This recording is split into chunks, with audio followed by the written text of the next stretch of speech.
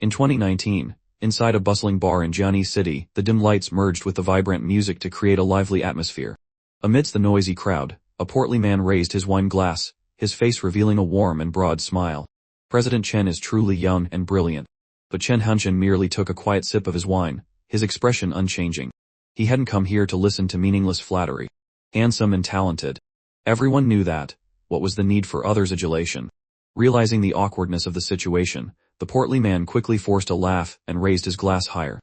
Boss Chen is absolutely right. I'll pour myself a penalty drink. Boss Chen, since you've come in person today, then surely there won't be any problems. Chen Hanshin didn't rush to reply.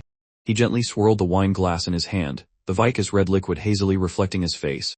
Unconsciously, he realized how long it had been since he had called himself by his own name. Every night, his life revolved around alcohol and insincere people. They approached him only to seek benefits, using sweet words to flatter him.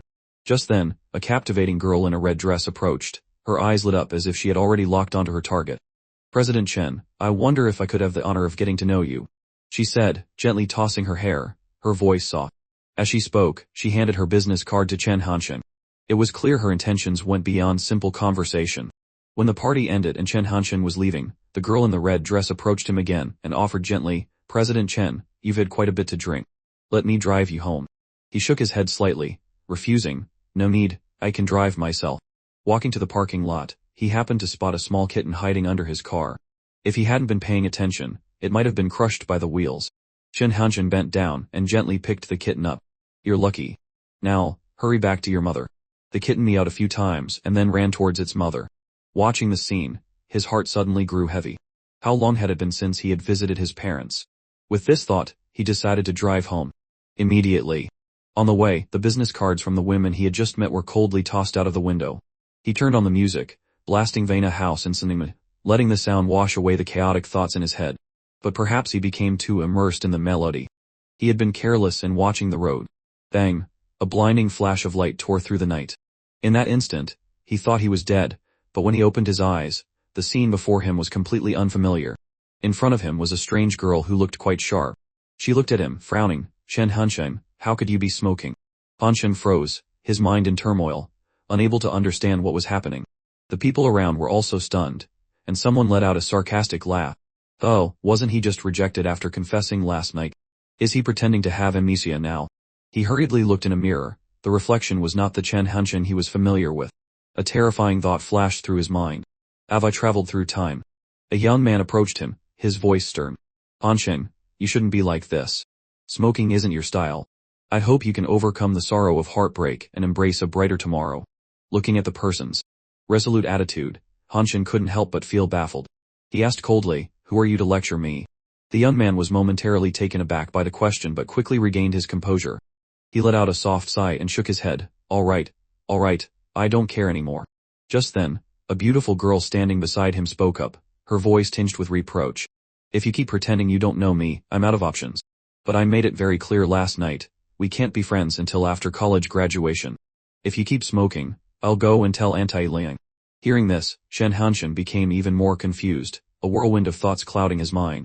What? How does she even know my mother? The girl gently handed him a bottle of water. Go wash your face, we have to go get your university acceptance letter later. Chen Hanshin stared at the water bottle, his mind full of questions. Acceptance letter? What on earth is happening? He coldly shook his head. Thanks, but I don't need it. The talkative friend next to him immediately chimed in, playing the same old tricks again. He turned into a cold-hearted guy after a failed confession. Aren't you tired of playing? Hard to get. The girl who had offered the water said nothing more, simply placing it down beside him before turning to leave. Chen Hanshin watched her retreating figure, a strange feeling stirring in his heart. This girl seemed to be the one he had a secret crush on back in high school. He muttered to himself, did I confess to her last night? Beside him, his loud-mouthed friend wouldn't let it go. Don't pretend in front of me. It's useless to act like you don't know me. Hanshin frowned slightly and turned to ask, who are you? The other guy immediately flew into a rage, grabbing him by the collar and growling, you don't even recognize your own good brother anymore. He sat with you all night smoking, helping you drown your sorrows, and now you're faking amnesia. I'm your brother, Wang Zaibo. Stop getting drunk and confessing to people randomly. You drank until you passed out. Be careful not to forget to pick up your acceptance letter later. An acceptance letter. He murmured, could it be 2002 right now? Just then, a familiar voice called out. Shen Hanshen, congratulations on your successful graduation. This is your acceptance letter. He looked up to see a middle-aged man with salt and pepper hair standing before him. It was Teacher Zai, his 12th grade head teacher. The teacher looked at him and shook his head with regret. I really thought you'd get into a top-tier university. Who would have guessed you'd end up at a second-rate school? But congratulations anyway. Shen Hanshen was stunned as the memories within him gradually became clear. Teacher Xu was a teacher he had always respected. In his previous life, the teacher had died of lung cancer. When he passed away, Shen Hanshen was studying abroad and could only send money back, relying on others to handle the arrangements. So, it was true. He had really been reborn into the past. Just then, his gaze fell upon a pack of cigarettes on the table. Without a moment's hesitation, Shen Hanshen picked it up and said seriously, Teacher, you need to smoke less from now on. Teacher Xu looked at him in surprise. Since when are you concerned about my health? Shen Hanshen's voice was grave. The pressure of senior year is already enough. If you keep smoking, how can your body take it? Teacher Xu chuckled and patted his shoulder. Alright, I'll thought back. But just as the teacher reached for the pack, Shen Hanshen swiftly snatched it away and put it in his own pocket. No way. Words are cheap. I'll confiscate this for you. The surrounding classmates burst into laughter, and the atmosphere instantly became more relaxed. Just then, Shen Hanshen's old friends also began to arrive, one after another, to pick up their university acceptance letters. The loudmouthed friend saw another male classmate holding an acceptance letter, and immediately mocked him. This kind of guy is also going to university. He's really dragging down the average quality of the students. The young female classmate standing nearby couldn't help but chime in. As if you're any better. You used to fight with thugs from outside the school. Shen Hanshen chuckled as he looked at his old classmates, a wave of nostalgia washing over him. He casually took his acceptance letter and walked over to Xiao Rongyu, the girl he had secretly crushed on throughout high school. Little beauty, which university are you going to? Xiao Rongyu seemed a bit surprised by his direct approach. After a moment of hesitation, she replied, Donghai University. Shen Hanshen smirked, what a coincidence. I'm at the Institute of Finance and Economics, right across the street. I guess we'll be neighbors from now on. After speaking, he instinctively glanced around and asked, what time is it now? Xiao Rongyu reflexively raised her hand to look at her watch. 520. Hanshen glanced over, then suddenly took her hand, leaning down to get a closer look at the watch. Nice watch. Did you buy it over the summer break? Startled by him suddenly holding her hand, Xiao Rongyu blushed and quickly pulled it back, but then she realized something wasn't right. 520. Were you just saying the time again as an excuse to confess? In Chinese, 520 sounds like I love you. The loudmouthed friend also quickly realized this. He immediately stood in front of Xiao Rongyu and roared, damn it, Shen Hanshen, your confession failed last night, so now that words don't work, you're going to get physical. Amidst the bustling crowd, Shen Hanshen remained calm, as if nothing could faze him. That loudmouth always loved to make a big deal out of nothing, so he didn't bother paying him any more attention and quietly left to continue on his way. As he walked the path to the university, Hanshen felt an indescribable emotion welling up inside him. He sighed involuntarily. In this life, everyone longs for freedom, a life without constraints, a heart without burdens. It was just a pity he had to time travel right at the moment of graduation. At this thought, he suddenly laughed, but that's fine, at least I've already graduated. In any case, what made him happiest right now was the fact that he could finally return to his beloved home. For all those years, he had been too busy with work to visit his family. But now that he had a second chance, he would definitely seize it. However, as he was walking with a relaxed mood, a familiar voice suddenly called out, Shen Hanshen, Wang Zaibo. Shen Hanshen froze, turned to look, and immediately sighed helplessly. Why is it them again? It was the same group of old friends he had just met that afternoon. It was like a real-life version of We'll Always Be Together. Before he could react, Xiao Rongyu stepped forward, holding out an autographed book. You two are the only ones who haven't written in my book yet. Hurry up and leave a few lines as a souvenir. Shen Hanshen looked at the book, a sense of nostalgia welling up inside him.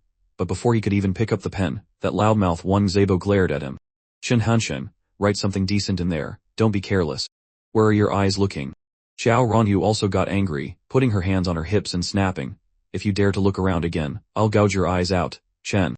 Hanshen chuckled, took the book, and flipped through a few pages. It was filled with serious wishes from friends, except for a love poem plagiarized from Yeji's White Bird by some lanky guy. Xiao Rongyu shyly handed him a pen, urging, stop flipping through it randomly, find a blank space and write something quickly. Wang Zaibo went first, but since he couldn't think of anything special, he simply wrote, wishing my friend Xiao Rongyu to become more and more beautiful and to always be happy. Shen Hanshen read it and frowned slightly. How shallow. He thought for a moment before slowly writing, You live very well as a loach in a pond, glee but knows how to say happy things. The toad is very careless but interesting. The apple snail is a gentle loner, and the little herring is your shared goddess. Signed, Chen Hunching. After writing, he put the pen down. As soon as the loudmouth read it, his eyes widened. What the hell is this? Are you writing a first grade essay? However, the girl beside them frowned in thought, then nodded. At first glance, it seems bland, but it's quite interesting on a second read. Xiao Rongyu blushed, asking awkwardly, are you saying I'm your goddess? It's not badly written, is it? I'll take this interesting poem as a thank you. Because of this, I won't tell Auntie Liang about the smoking for now. But you can't do it again, okay? Alright, it's getting dark, let's head home. Wang Zebo immediately cried out in frustration. What? I haven't even prepared anything, and you're already rushing me to write. Hansheng smirked teasingly. What good would writing any better do? Or are you trying to pursue Xiao Rongyu? Wang Zebo immediately jumped up. You're ridiculous, I'm not. He then said to his close friend, alright, enough nonsense. We'll go to the square another day. I'll treat you to a deed banh mi from that new shop. His friend asked, confused, why not just go tonight? He smiled and shook his head. Not tonight. I have to eat dinner with my parents. Watching his best friend's departing figure, the other friend couldn't help but be stunned.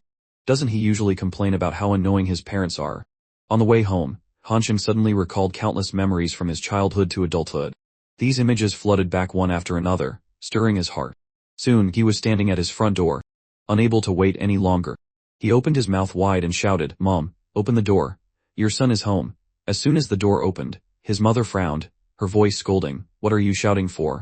The whole building can hear you. You're a grown man, and you still go out without a key. Seeing his mother, Hansheng immediately grinned cheekily to flatter her. It's just that I haven't been able to call you Mum for so long, I couldn't resist.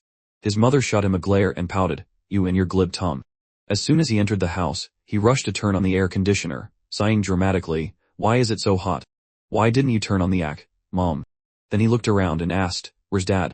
His mother glanced at him, and replied nonchalantly, the first thing you do when you get home is turn on the air conditioner.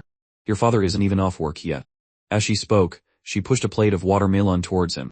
Eat this and then go take a shower. You stink. Hearing this, Hansheng could only chuckle as he picked up a slice of watermelon to eat. Just then, he saw the university acceptance letter on the table. Looking at the letter, his mother smiled brightly and said, the Chen family can finally say it has a university student. In another 4 years, your father and I can relax. Then we can look after our grandson and granddaughter with peace of mind. We couldn't ask for anything more in this life. Hearing this, Hansheng was suddenly startled. If his mother knew that he was still single at 35, would surely give him a good beating. Suddenly, his mother picked up a pack of cigarettes and said loudly, Chen Hansheng, you've got some nerve, secretly smoking, haven't you? Hansheng replied calmly, that's not it, Mom. Teacher put it in my pocket. He said I did well on the exam, so he gave it to me as a gift. His mother angrily slammed the pack of cigarettes on the table. What kind of teacher gives cigarettes to a student? She turned to his father, chiding, Chen Jiaojun, do you even care about your son? His father said casually, let's talk about smoking when he's in college. It's too early now. For the time being, I'll hold on to this pack. His mother glared at his father, then lowered her voice to admonish him. You should smoke less too. Now go wash your hands and come eat. Early the next morning, Hansheng woke up and realized he was still stuck in this past. While brushing his teeth, he saw his mother walk by and started to whine, Mom, I'm hungry. But his mother paid him no mind, simply waving her hand and saying, if you're hungry, go buy your own breakfast. Mom needs to go take a nap now. Helpless, Hansheng had no choice but to go out and find breakfast himself. When he reached a roadside stall, he asked, how much for an egg pancake? 1.5 yuan. Hearing the surprisingly low price, Hansheng couldn't help but exclaim, that's so cheap, give me 2. He reached into his pocket for money, and then awkwardly realized a problem. At this time, in 2002, there were no mobile phones for payment, and his mother hadn't given him much cash. So today, even if he wore 10 pairs of pants, he wouldn't have enough money for the pancakes. The stall owner, seeing him fumbling for a long time without paying, asked, are you still buying? Hansheng quickly waved his hands, no, not anymore. He suddenly remembered his grandmother had an emergency. With those words, he turned and left, not forgetting to mumble, this world without mobile pay is really inconvenient. While wandering down the street, Chen Hansheng suddenly saw Xiao Rongyu jogging. Moreover, the sportswear she was wearing made him exclaim inwardly how good it looked on her. Unable to resist, he called out loudly, Xiao Rongyu. The girl turned around and was surprised to see Chen Hansheng. Why are you up so early today? Seeing her somewhat suspicious expression, before Hanshin could reply, he heard Xiao Rongyu continue. I know what you're thinking, but during my time in university, I really don't want to be in a relationship. What the hell? I haven't said anything. Xiao Rongyu continued nonchalantly, yesterday, you pretended not to know me. Was that a deliberate attempt to get my attention? But you don't need to do that. Right now, I just want to focus on my studies. We can think about dating after graduation. Hearing this, Shen Hanshin could only remain speechless. This girl really overthinks things. He suddenly recalled her past. Xiao Rongyu's reason for not dating had always been the same. In middle school, she said she wouldn't date. In high school, she still said she wouldn't date. Then, after graduating from high school, it changed to I'll date in college. Now that she was in college, she was still sticking to her old stance. Seeing Chen Hanshin standing there silently, Xiao Rongyu narrowed her eyes and asked, What, did I hit the nail on the head? Chen Hanshin decided not to be put on the spot, and nodded eagerly. Yes, you're so smart. How about this, I'll treat you to breakfast, and we can talk while we eat. Hearing this, Xiao Rongyu replied shyly, Actually, I should be the one treating you. You always took care of me so much in school, I'd feel too awkward. It's settled then. Use arrow up and arrow down to select a turn, enter to jump to it, and escape to return to the chat. Chen Hanshin naturally agreed immediately. He enthusiastically recommended, there's a really delicious baozi shop in front of the police station. Eating them with soy milk and yushao is the perfect combo. Just the thought of it made his mouth water, and the two of them headed to the eatery. Because the shop was right in front of the police station, many police officers frequented it. As they walked in, the owner greeted them cheerfully, Little Rongyu, here for breakfast. Xiao Rongyu replied politely, Yes, good morning, Uncle Jun. At this moment, Uncle Jun turned to Chen Hanshin and said with a smile, You're young so you don't understand, but eating too much fried food isn't good for your health. But Chen Hanshin didn't seem to mind, replying happily as he ate, Don't worry, uncle. At least until I'm 35, my physique will still be perfect. Hearing this, Xiao Rongyu glanced at him and teased, Why do you sound so confident? You've even calculated things up to the age of 35. It's as if you know the future. Chen Hanshin laughed. They really do. A few days ago, a fortune teller told me I have a destiny of wealth. He paused. It's just a destiny that's missing a virtuous wife. Xiao Rongyu pursed her lips and shot back, You're just talking nonsense. You weren't like this before. Indeed, men are fickle. Chen Hanshin picked up a baozi and said with a smile, Coincidentally, the fortune teller taught me a little something. He said a person's palm lines are like their destiny. Each one is unique. The folds on a baozi are the same. No two are alike.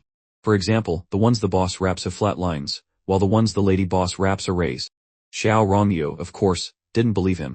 Chen Hanshin smirked and continued, If you don't believe me, just take a look. The young woman shook her head, finding it absurd that anyone would believe such a thing, but Hanshin wasn't finished. And there's more. The career line, the love line, they all reveal a person's fate.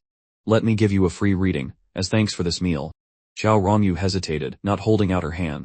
Chen Hanshin smiled reassuringly, Don't worry, you just have to open your palm in front of me, I won't touch it. Finally, Xiao Rongyu decided to trust him one more time. Chen Hanshin observed her palm intently, analyzing it slowly. Palmistry mainly relies on three main lines, the heaven line for love, the human line for academics, and the earth line for life. Your life line is long and deep, which means you are very healthy and will face few major hardships in life. You are young, beautiful, full of vitality, and you have a quick mind.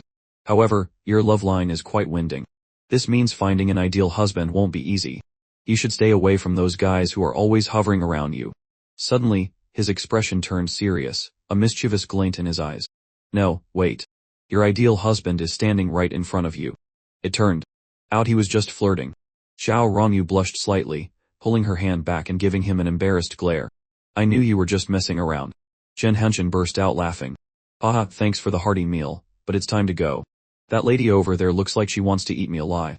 He pointed towards Xiao Rongyu and said loudly, Just a moment, my girlfriend will pay for everything. Just then, a police officer walked in. Chen Hanshin felt the man looked familiar. Looking closer, he saw the lady from before whispering with the officer. He suddenly felt judgmental eyes falling on him. This is not good. Hanshin quickly waved goodbye and made a hasty exit. Xiao Rongyu, I'm heading back first, something came up at home. On the way to the university, Chen Hanshin and Wang Zebo got on a bus. As soon as they boarded, Wang Zebo said curiously, I hear that girls in university are much prettier than in high school. Chen Hanshin replied calmly, When you get to university and are exposed to a wider world, your temperament naturally changes. Xiao Chen chimed in, Is university more relaxed than high school? Less pressure. University encourages self-study, while high school is mainly focused on the college entrance exams. The learning methods are completely different. Xiao Chen grimaced. Wang Zibo, damn it, we haven't even gotten on the highway yet, can you shut up? Just then, Wang Zibo exclaimed, there's Xiao Rongyu. Chen Hanshen's eyes immediately darted around, searching. Seeing this, Wang Zibo yelled angrily, you damn brat, the moment someone mentions Xiao Rongyu, your eyes light up like truck headlights. Chen Hanshen thought to himself that it was best not to greet her right now. Yesterday, he was almost caught by her father. It was too embarrassing. But it seemed their car had broken down. The bus driver standing nearby spoke up, Captain Xiao, is something wrong? Captain Xiao frowned and replied, the car broke down. I was on my way to take my daughter to the university when it happened. In that case, just let your daughter get on my bus. We're all going to Jiani anyway. Suddenly, a young man with the refined air of a young master, wearing sunglasses, stepped out of a car. He approached them with a polite smile. Uncle Xiao, Rongyu and I were high school classmates. I got into the Jiani University of Aeronautics and Astronautics this year. Why don't you let her ride with me? I guarantee her safety and will definitely get her there. Besides, the bus is crowded and the air isn't good. Standing nearby, Chen Hanshen thought to himself, Xiao Rongyu's father is an upright police officer. He definitely wouldn't want to get involved with the child of a wealthy family. But at that moment, Xiao Rongyu's father seemed to hesitate. He muttered, if she takes the bus, my daughter might feel slighted, but that guy is the young master of the Cao family. Just one look and you can tell he's not a simple character. Did I step out of the house with my left foot today? After a moment of thought, he turned to his daughter and asked, do you want to take the bus or young Master Cao's car? Xiao Rongyu glanced towards Chen Hanshen, who was sitting on the bus, and then answered decisively, I want to take the bus. Hearing this, Chen Hanshen immediately said to his friend next to him, there are no other empty seats on the bus. You can go sit in the front. Wang Zibo was dumbfounded and whined, won't I turn into a roasted suckling pig sitting there? Chen Hanshen chuckled, when Xiao Rongyu gets on in a bit, she'll sit here. Wang Zibo said resentfully, why don't you go sit up there, you jerk? But Chen Hanshen quickly avoided his friend's gaze and smiled faintly, I get sunstroke, if I sit there, I'll get rainbow syndrome immediately. Damn that miserable friend, Wang Zibo cursed under his breath. At that moment, Xiao Rongyu boarded the bus and walked towards the two of them. Seeing this, Wang Zibo reluctantly gave up his seat, feeling indignant. Despicable scoundrel. Xiao Rongyu's father looked up and instructed, Little Chen, Rongyu said her school is opposite. Here's. Remember to take good care of her on the way. Chen Hanshen smiled brightly and replied, Uncle Xiao, don't worry, I will definitely take good care of our Rongyu. Meanwhile, Wang Zibo, sitting in the front, was crying silently because his seat was both sunny and hot. Chen Hanshen turned to the female bus attendant and asked, Miss, could you please put up the sunshade for the chubby guy in the front? The attendant smiled and replied, I know.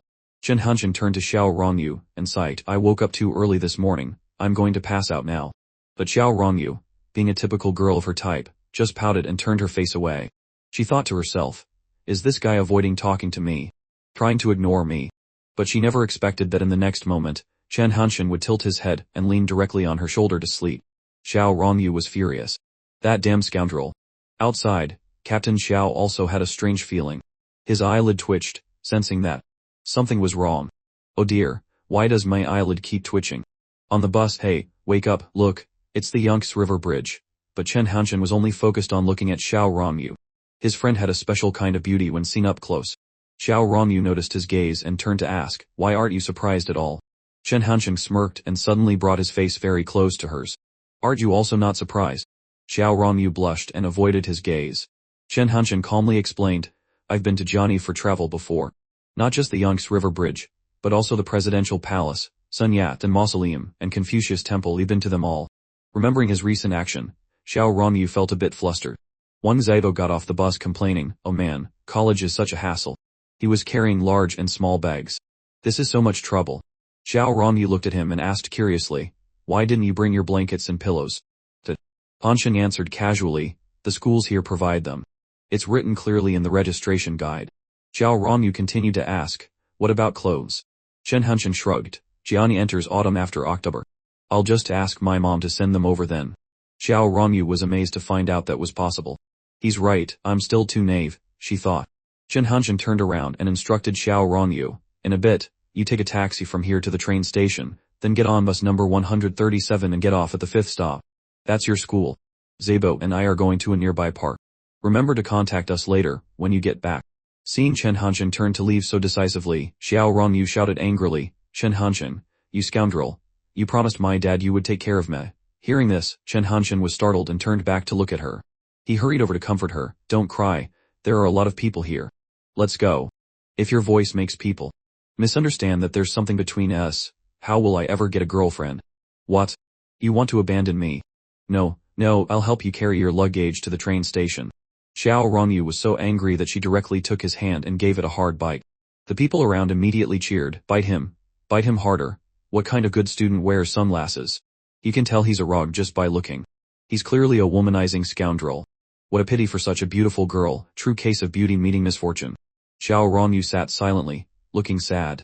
Seeing her like this, Chen Hanshin suddenly thought, if I really get labeled a scumbag at this bus station, what joy will be left in my college life?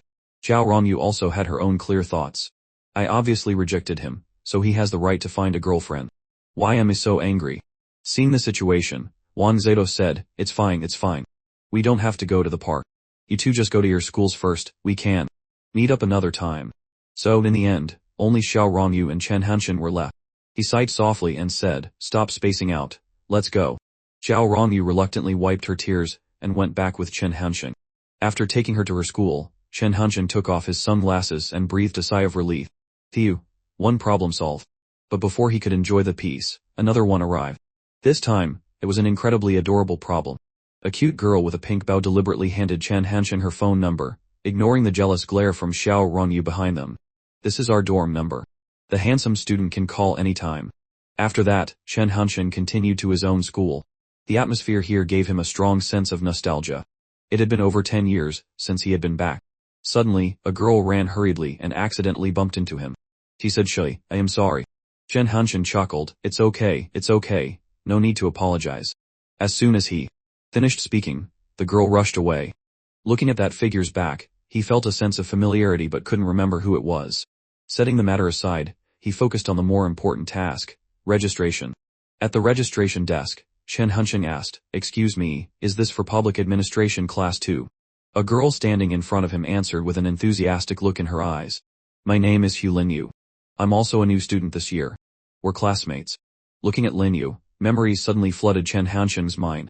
Oh, isn't this my class monitor for all 4 years of university?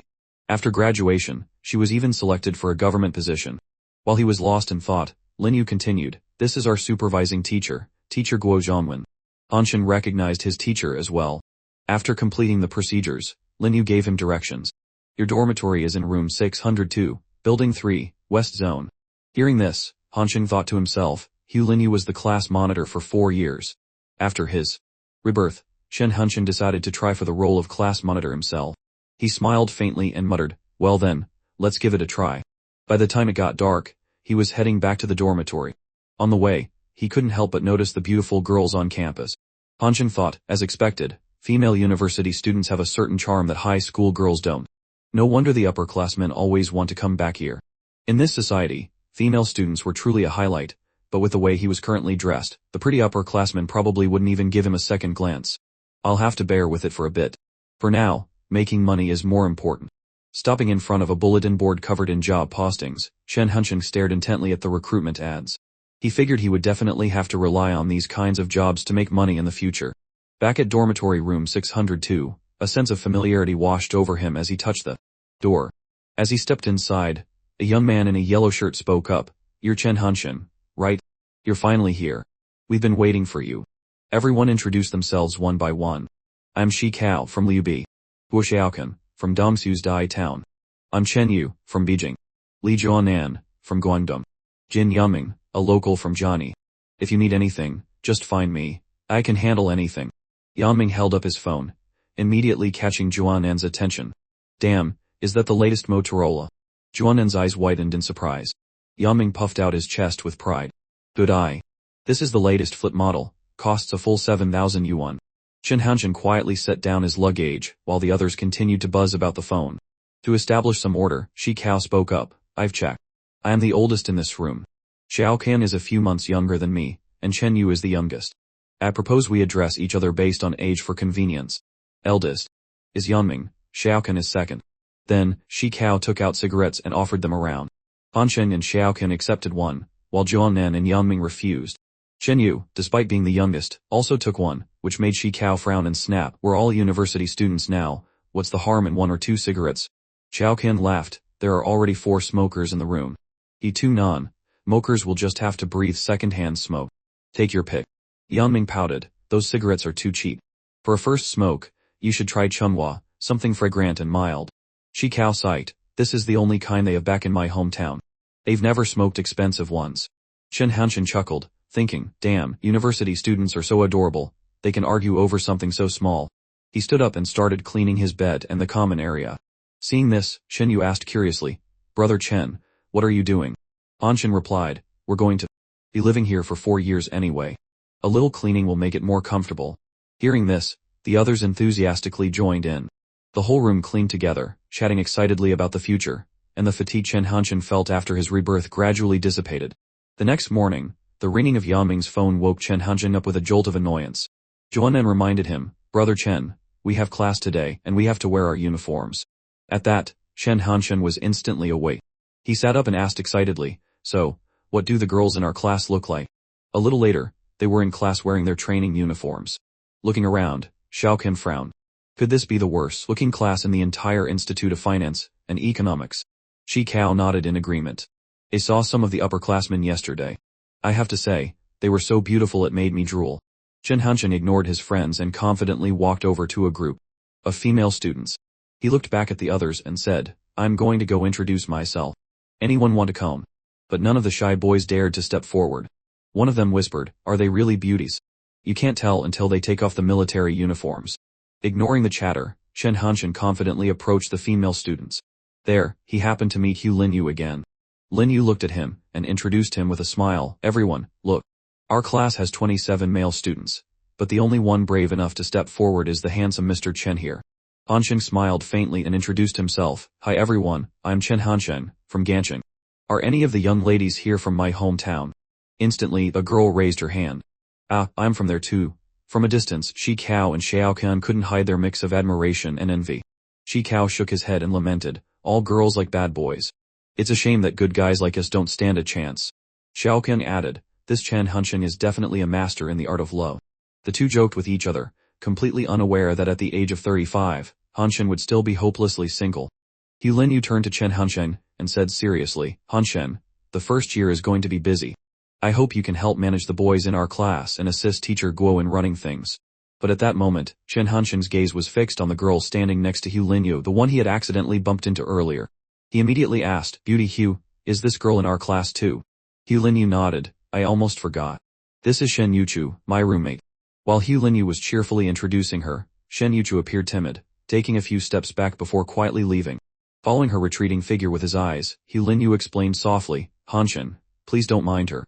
Yesterday, when I was looking at the student files, I saw that Shen Yuchu has lost both of her parents and is attending university on a student loan. Perhaps that's why she's a bit insecure. Chen Hanshin watched Shen Yuchu's delicate figure, an indescribable feeling rising in his heart. Memories of this girl suddenly flooded back. In his past life, Shen Yuchu had always worked while studying, and few people paid her any attention. But he remembered clearly, his memory was never wrong, she was the one he had accidentally bumped into that day.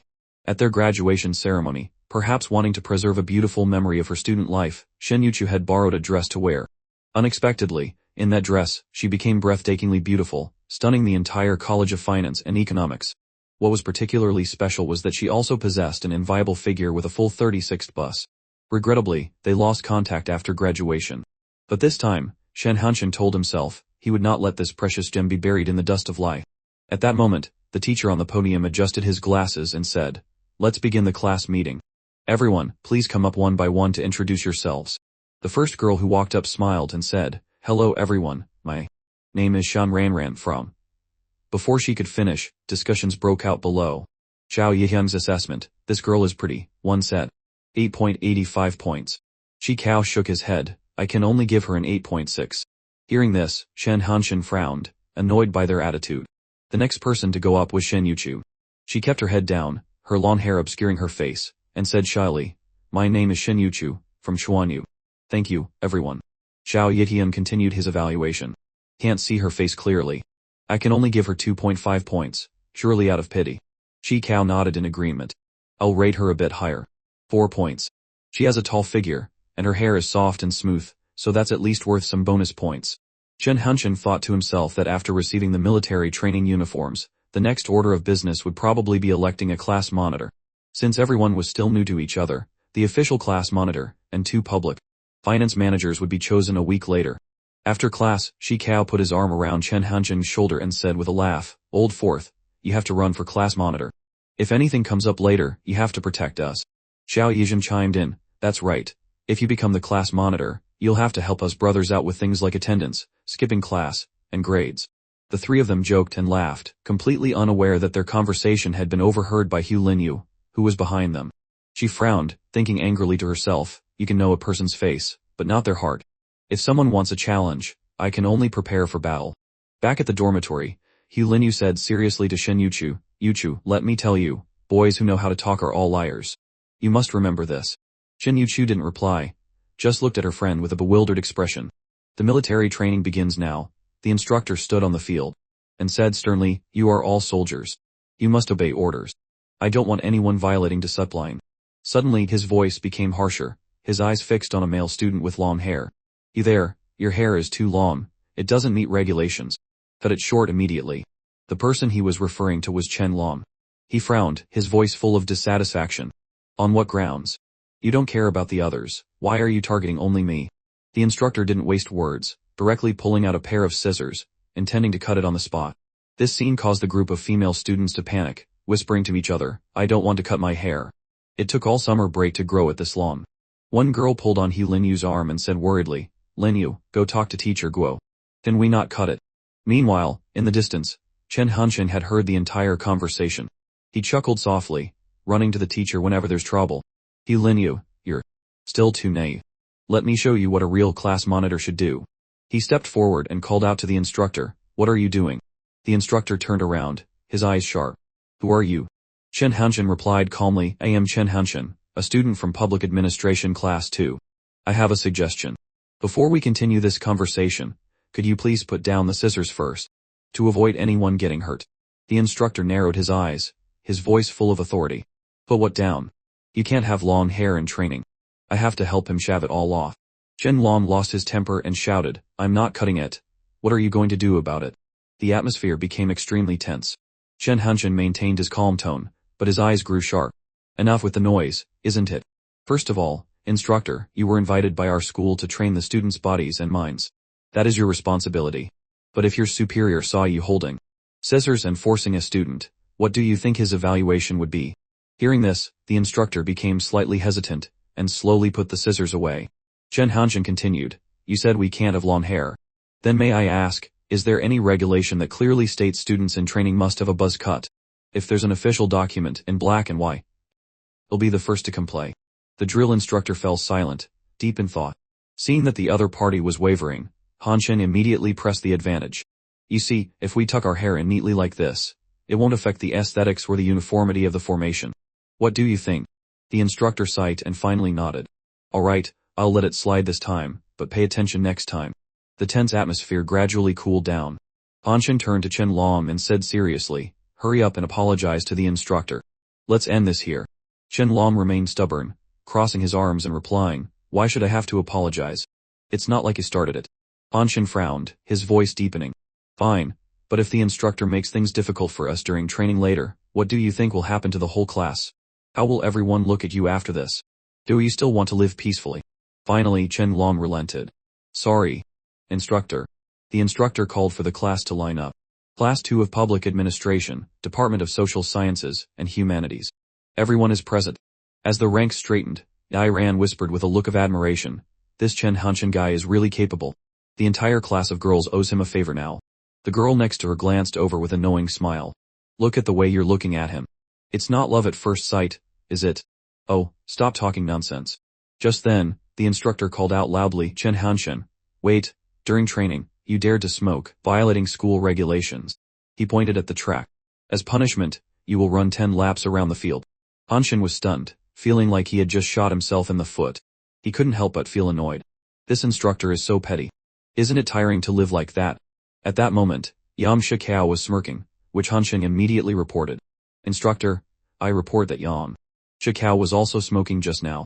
Can he share 5 of my laps?" The instructor replied sternly, "No. Both of you must run 10 laps. And so, the two friends began their run together. Yang Shekao was full of grievances, but Hanjin tried to console him. I thought running alone would be boring, so I dragged you along for fun. After the two of them finished running, Yang Bing ran over, his eyes sparkling with admiration. Brother Chen, you looked so cool when you were arguing with the instructor. Hanjin, still catching his breath, replied, cool. What's so cool about it? That idiot Chu Chenglong is too stubborn and doesn't know when to back down, making me run 10 laps for no reason. Let me treat you to dinner tonight. From now on, I'll be class monitor Chen's little brother. The two words class monitor particularly caught Hu Linyu's attention. She smiled faintly and immediately invited the other girls for ice cream. Everyone has worked hard during training. Consider this a reward. Thanks, classmate Ho, thank you. The girls happily accepted, but after Linyu left, they started talking among themselves. Did you all see that? Linyu really wants to be an official. She's using this to win people over. No wonder they say a university is a microcosm of society. Another girl added, actually, I think Chen Hanshin isn't bad. He looked very imposing when he was arguing with the instructor. But her friend countered, it's often very inconvenient for a boy to be the class monitor. There are many things he can't say directly. He can't always be running to the girls' dormitory to solve problems.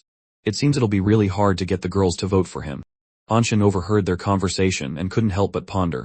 He decided to use his final trump card to secure the position of class monitor. On the training ground, Teacher Guo was speaking with the instructor. In the future, if these kids do anything wrong, just let me know, and I'll handle it. The instructor nodded. Alright, you understand. Sorry to bother you. I'll treat you to a meal tomorrow. Before Teacher Guo could reply, a voice suddenly sounded by his ear. Teacher, can I do something for you? Teacher Guo turned his head and saw it was Hanxing. He raised an eyebrow and asked, did you resolve that conflict? Yes, sire. Everything is settled now. Teacher Guo nodded with satisfaction. Good. Being new to university, they're still adjusting. They need someone to help them more. Just then, Teacher Guo's phone rang, interrupting their conversation. Hello. There's a department head meeting at the school tonight that I have to attend. You can't conveniently ask for leave. You can't help me pick up our daughter. An angry voice came from the other end of the line. I can't go. Are you picking her up or not? If you don't, then don't bother coming home. If anything happens to our daughter, I won't let you off. Hearing this, Hanxing immediately offered, Teacher, how about I go pick up your daughter for you? That won't do, you still have training. Hanxing tried to persuade him with every reason he could think of. Finally, Teacher Guo agreed. Hilo Kindergarten, do you know where that is? Hanxing quickly replied, starting from the school. Take bus number 737, then transfer to line 33, and you're there. There's a very delicious duck blood vermicelli soup shop nearby. Teacher Guo raised an eyebrow. Do you have relatives living there? You guessed right, teacher, Hanxing said with a cunning smile. Teacher Guo thought for a moment and said, all right, here's the plan. When you get there, contact the teacher in charge and give her my student ID number. If it matches, they'll hand the child over to you. That way, no one can impersonate you. Hanxing took the phone from Teacher Guo, promising to complete the mission. He glanced over at the girls standing nearby, thinking to himself, no matter how well you handle official business, it's useless without pulling some personal strings. At Gilo Elementary School, someone called out, Hanxing. It was a kindergarten teacher. She looked at him with suspicion. You're here to pick up Jiahui. Where is Jiahui's father? Hanxing smiled and explained, he asked me to come and pick her up. The teacher still maintained a wary attitude. You wait a moment, I'll call to confirm. Saying that, she picked up the phone. Teacher Guo. This is Teacher Xiao Yu. Did you ask someone else to pick up Jiahui? After the other end of the line confirmed, Teacher Xiao Yu continued, then I'll have him read out the student ID number. She turned to Chen Hanxing. Jiahui's father requires you to read the student ID number, 2,090,254,813. The teacher nodded, confirming it again with Teacher Guo. After receiving the correct answer, she hung up, her face relaxed, and her attitude became much friendlier. I'm so sorry about that just now. I misunderstood you. Chen Hanxing smiled. It's no problem, it's better to be careful. The teacher turned to Jiahui and said gently, Jiahui, this big brother is one of your father's students. He will take you home tonight. The little girl happily ran into Chen Hanxing's arms. Goodbye, Teacher Xiao Yu. Afterward, Chen Hanxing took Jiahui to a cafe. While the little girl was enjoying her food, he asked, can I ask you something? Jiahui nodded while chewing. Do you know Teacher Xiao Yu's phone number? Jiahui shook her head, I don't know. What about her? The little girl asked naively, what's that? Chen Hanxing burst out laughing, suddenly remembering what era he was in. That evening, Chen Hanxing brought Jiahui home to Teacher Guo. He said politely, "Teacher, I've brought Jia Hui home safely." Teacher Guo's wife smiled, "Thank you, little Chen, for making you go so far out of your way." Chen Hanchen waved his hand, "You're too kind, ma'am. I was just planning to go for a walk anyway." Mrs. Guo handed a bag of fruit to him. "If you're going to call me ma'am, then you should take this bag of fruit. Also, if you're free on the weekend, come over to our house for a meal." Teacher Guo added, "Take it. I'll walk you to the bus stop. From now on, remember to be a good example in class." Chen Hanchen happily accepted. "Then I won't refuse. Thank you, ma'am." At the bus stop, Chen Hanchen stood smoking a cigarette, the bag of fruit beside him. Just then, Xiao Rongyu ran up, her voice a little sulky. "It's so late, and you still called me out here. I was about to go to sleep." Seeing the bag of fruit next to him, her eyes lit up. "This fruit is so fresh. You can't find this at the convenience store at school. There are grapes and even cherries here. Where did you buy it?" Chen Hanchen answered calmly, "I bought it at the U Commercial Center." Xiao Rongyu was touched. "Little Chen, did you call me out here just to give me fruit? This stuff is expensive, don't buy it again." Chen Hanchen smirked, uttering a line that would make any girl's heart flutter, "As long as you like it, that's all that matters." As the two were looking at each other, a young man with glasses suddenly appeared. He walked over, his voice full of surprise. "Little Rongyu, I didn't expect to see you here." Xiao Rongyu turned around, surprised. "Hello, Senior Zheng. I heard you've started working at the Chinese National Academy of Sciences Institute of Geology. Congratulations." Senior Zheng smiled humbly. "Just lucky. And this is?" Chen Hanchen exhaled a puff of smoke and replied, "I'm a student at the school across the street, a high school classmate of Rongyu's." With that, he took out a pack of cigarettes, offering one to the man. "Would you like one?" Senior Zheng politely refused, covering his mouth. "Thank you, I don't smoke." He held up the documents in his hand. "I have to go. Tomorrow, the professor is taking us to submit files for an important project. I have to help him draft the documents." Xiao Rongyu's eyes quietly followed the figure of the person she had always admired. She said softly, "He's a fourth-year senior from our academy." He hadn't even officially graduated yet and was already highly regarded by the Chinese Academy of Sciences. "He once came to our class to look for a lab assistant." "And then what?" Chen Hanchen asked, taking a drag from his cigarette. "The person he chose was me," Xiao Rongyu replied. The atmosphere suddenly became heavy. Chen Hanchen looked at her coldly, but Xiao Rongyu continued nonchalantly, "I haven't agreed yet." Chen Hanchen didn't know what else to say and just smoked in silence. Seeing his expression, Xiao Rongyu couldn't help but frown. "Stop smoking so much. You didn't have this habit before. Quit it, think about your future self." Her voice was a mix of anger and concern. She continued to ask, "Do you have any plans for the future?" Chen Hanchen pondered for a moment before replying, "The future? I want to seriously pursue a girl." "Is she very beautiful?" Xiao Rongyu asked curiously. Chen Hanchen smiled faintly, his eyes full of nostalgia. "I've never met anyone more beautiful than her. What if that girl just wants to focus on her studies and doesn't accept you?" Chen Hanchen looked at the half-burnt cigarette in his hand and sighed, "At worst, I'll just wait. For her. In short, I won't give up." "What if her parents don't approve?" Xiao Rongyu pressed on. "I don't need their approval. As long as she's willing, that's enough." At that moment, Xiao Rongyu felt her heart pound, her face gradually turning red. She instinctively turned and ran, not daring to face Chen Hanchen. Before she left one last sentence, "Thank you for your kind intentions, but I need to think about it seriously." Chen Hanchen stood alone, confused. "I'm pursuing Shen Yuchu, so why does she need to think about it?" A week had passed since Teacher Guo left. Today was the day of the class monitor election. Teacher Guo stood before the class, his voice calm and warm. "Students, after a week of getting to know each other, everyone should have a deeper understanding of their classmates. Therefore, today we will elect one student to serve as the class monitor. I encourage you to nominate yourselves.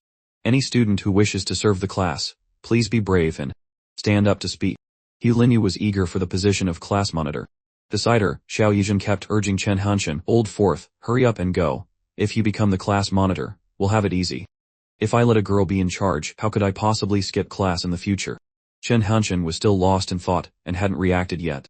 Adhering to the spirit of ladies first, Hu Linyu was the first to step up to the podium to speak. "Hello," Shen Yuchu also enthusiastically cheered for her best friend. "Hello everyone, my name is Hu Linyu. I believe we all know each other by now, because I was the one who assisted everyone during registration. I am always enthusiastic, open, and united with my classmates. If I am elected as the class monitor, I will definitely use my energy, creativity, and leadership skills to do a good job supporting Teacher Guo, contributing to building a strong, united, and developing collective." Hu Linyu's passionate speech earned a round of applause from the entire class, including Shen Yuchu. Teacher Guo nodded in approval. Thank you for your excellent speech, Hu Linyu. Your initiative in helping everyone during registration left a very strong impression on me. Shen Yuchu turned to her friend and praised with a smile, you're really amazing. While the applause continued, Teacher Guo asked, next, is there any other student willing to come up and speak? At that moment, Shen Yuchu looked towards the podium, where someone had just stepped up. It was none other than Chen Hanshin. Her face immediately turned as red as a ripe tomato. In front of the class, Chen Hanshin flashed a bright smile, while the boys below erupted in cheers. Go, old four. Go, brother Chen. Chen Hanshin gestured for them to quiet down and said with a laugh, everyone, calm down a bit. I'm not a beautiful woman, so why make such a fuss? The teacher standing beside him also chuckled, feeling the atmosphere had become much more relaxed. Chen Hanshin cleared his throat and spoke slowly, what I want to say is very brief, just a few things. If I become the class monitor, before every exam, I will do my best to communicate with the teachers to ensure that no one in the class fails a subject. As for benefits like scholarships or student aid, I will fight hard for our class to get them.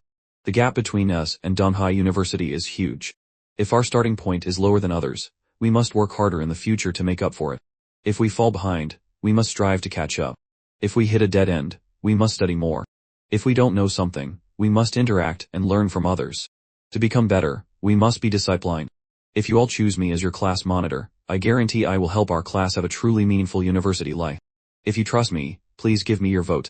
Below, the students were moved by his words. The whole class suddenly became quiet, contemplating what Chen Hanshin had just said. Teacher Guo nodded in satisfaction, thinking to himself, his strengths are very good. His organizational, coordination, and leadership abilities are all outstanding. He then asked the class, does anyone else want to nominate themselves? The election was as tense as a parliamentary vote. The final ballot was opened, and the result was clear, Chen Hanshin had won with 27 votes. His rival, Hu Linyu, had to accept defeat. Hu Linyu bit her lip, unwilling to accept it. How could this happen? Shen Yuchu stood beside her, worried about her friend. Meanwhile, Chen Hanjing stood up, bowed, and thanked the class. Thank you for everyone's support. His two roommates were grinning from ear to ear. Hu Linyu turned to Shen Yuchu and said seriously, boys are the most untrustworthy. I have to repeat this, you must remember it well, men are treacherous. After class, Hu Linyu wandered the streets alone, her heart heavy. She sighed and muttered, I wasn't chosen. What's the point of my university life now? Just then, a familiar voice called out. Hu Linyu. She turned her head and saw Chen Hanxing approaching. What are you looking for me for? To show off your victory. Hu Linyu said resentfully. Then, Anchen shrugged and said nonchalantly, I'm treating you to dinner tonight. Let's talk a bit. Hearing this, Hu Linyu raised an eyebrow, a flicker of fantasy in her mind. Did you steal the class monitor position just to get an excuse to ask me out? Chen Hanxin was stunned. What the? He thought to himself, it must be because I am too handsome. Not only Linyu, but Xiao Rongyu also wants a piece of me. He shook his head with a laugh and explained, not at all. I just want to discuss matters concerning the class monitor position. If you don't believe me, you can call Shen Yuchu to come with us. The three of us can eat together. In the distance, Shen Yuchu appeared, and they both looked towards her. Hu Linyu crossed her arms, thought for a moment, and nodded. All right then. The three of us will go to the restaurant. Shen Yuchu was shy and speechless, while Hu Linyu acted very naturally. Shen Yuchu and I are going to eat you into poverty, she said with a triumphant smile. Without hesitation, Shen Hanjin pulled out his powerful black card and laughed loudly, go all out. Hu Linyu continued, I heard that our class monitor Chen even treated the boys to a late night snack a few days ago. So treating us to this meal is nothing. Shen Yuchu remained silent, her face bright red. Hu Linyu smiled brightly and patted her friend's shoulder. Just sit tight and relax. You're not allowed to run away. Shen Hanjing stared intently at Shen Yuchu, his gaze so intense it was as if he wanted to eat her alive. He thought to himself, height of 1.7 meters. A bit thin like a stick, but still very beautiful, and besides that measurement is up to 90. Suddenly Shen Yuchu opened her eyes and met the handsome young man's gaze. Flustered by his intense stare, she shyly lowered her head. Just then, Hu Linyu returned with the food and said cheerfully, haha, the total this time is 177 yuan. Shen Henshin replied generously, no problem, as long as you girls are happy. Hu Linyu put the tray down and got straight to the point. Spit it out. What did you want to see me about? Chen Hanshin answered calmly. Use arrow up and arrow down to select a turn, enter to jump to it, and escape to return to the chat. It's just a small matter. I want to give the class monitor position to you. This sentence stunned both girls. You want to give the class monitor position to me? Are you crazy? Hu Linyu's eyes widened in disbelief. Chen Hanshin remained calm. I'm perfectly sane. But first, I want to know why you want to be the class monitor. Hu Linyu answered without hesitation. To serve the collective, of course. But that lie was quickly seen through by Chen Hansheng. He raised an eyebrow. Come on, can you stop with the formalities? I want to hear the truth. Her thoughts pierced by his sharp gaze, Hu Linyu reluctantly confessed, flustered, actually, I want to be a civil servant in the future. The experience of being a class monitor will be a great help in that process. Chen Hansheng's lips curled into a slight smile as he thought to himself, as expected, just as I guessed. No wonder she always wanted to be the class monitor, it turns out she wants to be an official. Hu Linyu quickly counter-attacked, what about you then? Don't think I don't know you have your own schemes. Chen Hansheng shrugged and replied nonchalantly, I just want to make money. Hearing this, Hu Linyu couldn't help but wonder, make money? What does business have to do with being the class monitor? Chen Hansheng slowly explained, with the status of class monitor, it will be easier for me to do many things. People's trust in me will also increase. Hu Linyu sneered, how nice. So in your eyes, the position of class monitor is just a tool to achieve your goals. Aren't you thinking the same thing? Hu Linyu immediately retorted, at least I'm willing to put in the effort for the class. If you just want to make money, why would you give the class monitor position to me? Chen Hansheng shrugged. At most, by the second year, this position will no longer be of value to me. At that time, I'll let you take over. If after a year I still need this position for support, it can only be considered a failure. So I've decided to give it up. The two were so engrossed in their argument that they didn't realize someone else was about to reach her limit. Finally Chen Yuchu spoke softly, I'm full. I want to go back and sit down. Sit down, Chen Hansheng said in a stern voice. Startled, Shen Yuchu immediately sat back down out of fear. Hu Linyu became angry. Why are you yelling at her like that? A bowl of carefully peeled shrimp was pushed in front of Shen Yuchu. Chen Hansheng looked at her, his tone leaving no room for refusal. Since I bought it for you, you have to eat it all. Shen Yuchu blushed, replying awkwardly, there's no need. Why not? Do you hate me? Chen Hansheng raised an eyebrow. No, it's not that. I'm fine with the steamed bun, Shen Yuchu mumbled. The sweet scene between the two made Hu Linyu feel uncomfortable. Her mind started to imagine all sorts of scenarios. Suddenly Chen Hansheng took Shen Yuchu's hand, gently brought it to his mouth, and took a small bite of the steamed bun she was holding. Is it that good? Let me try. The taste is just average. Shen Yuchu's face turned beet red with embarrassment, while Hu Linyu could no longer hold back and yelled, You're such a hooligan. Chen Hansheng frowned at Hu Linyu, his tone slightly displeased. What kind of way is that to talk? We're discussing a partnership here. Hu Linyu crossed her arms and replied casually, This has nothing to do with me. You're still the same hooligan as before.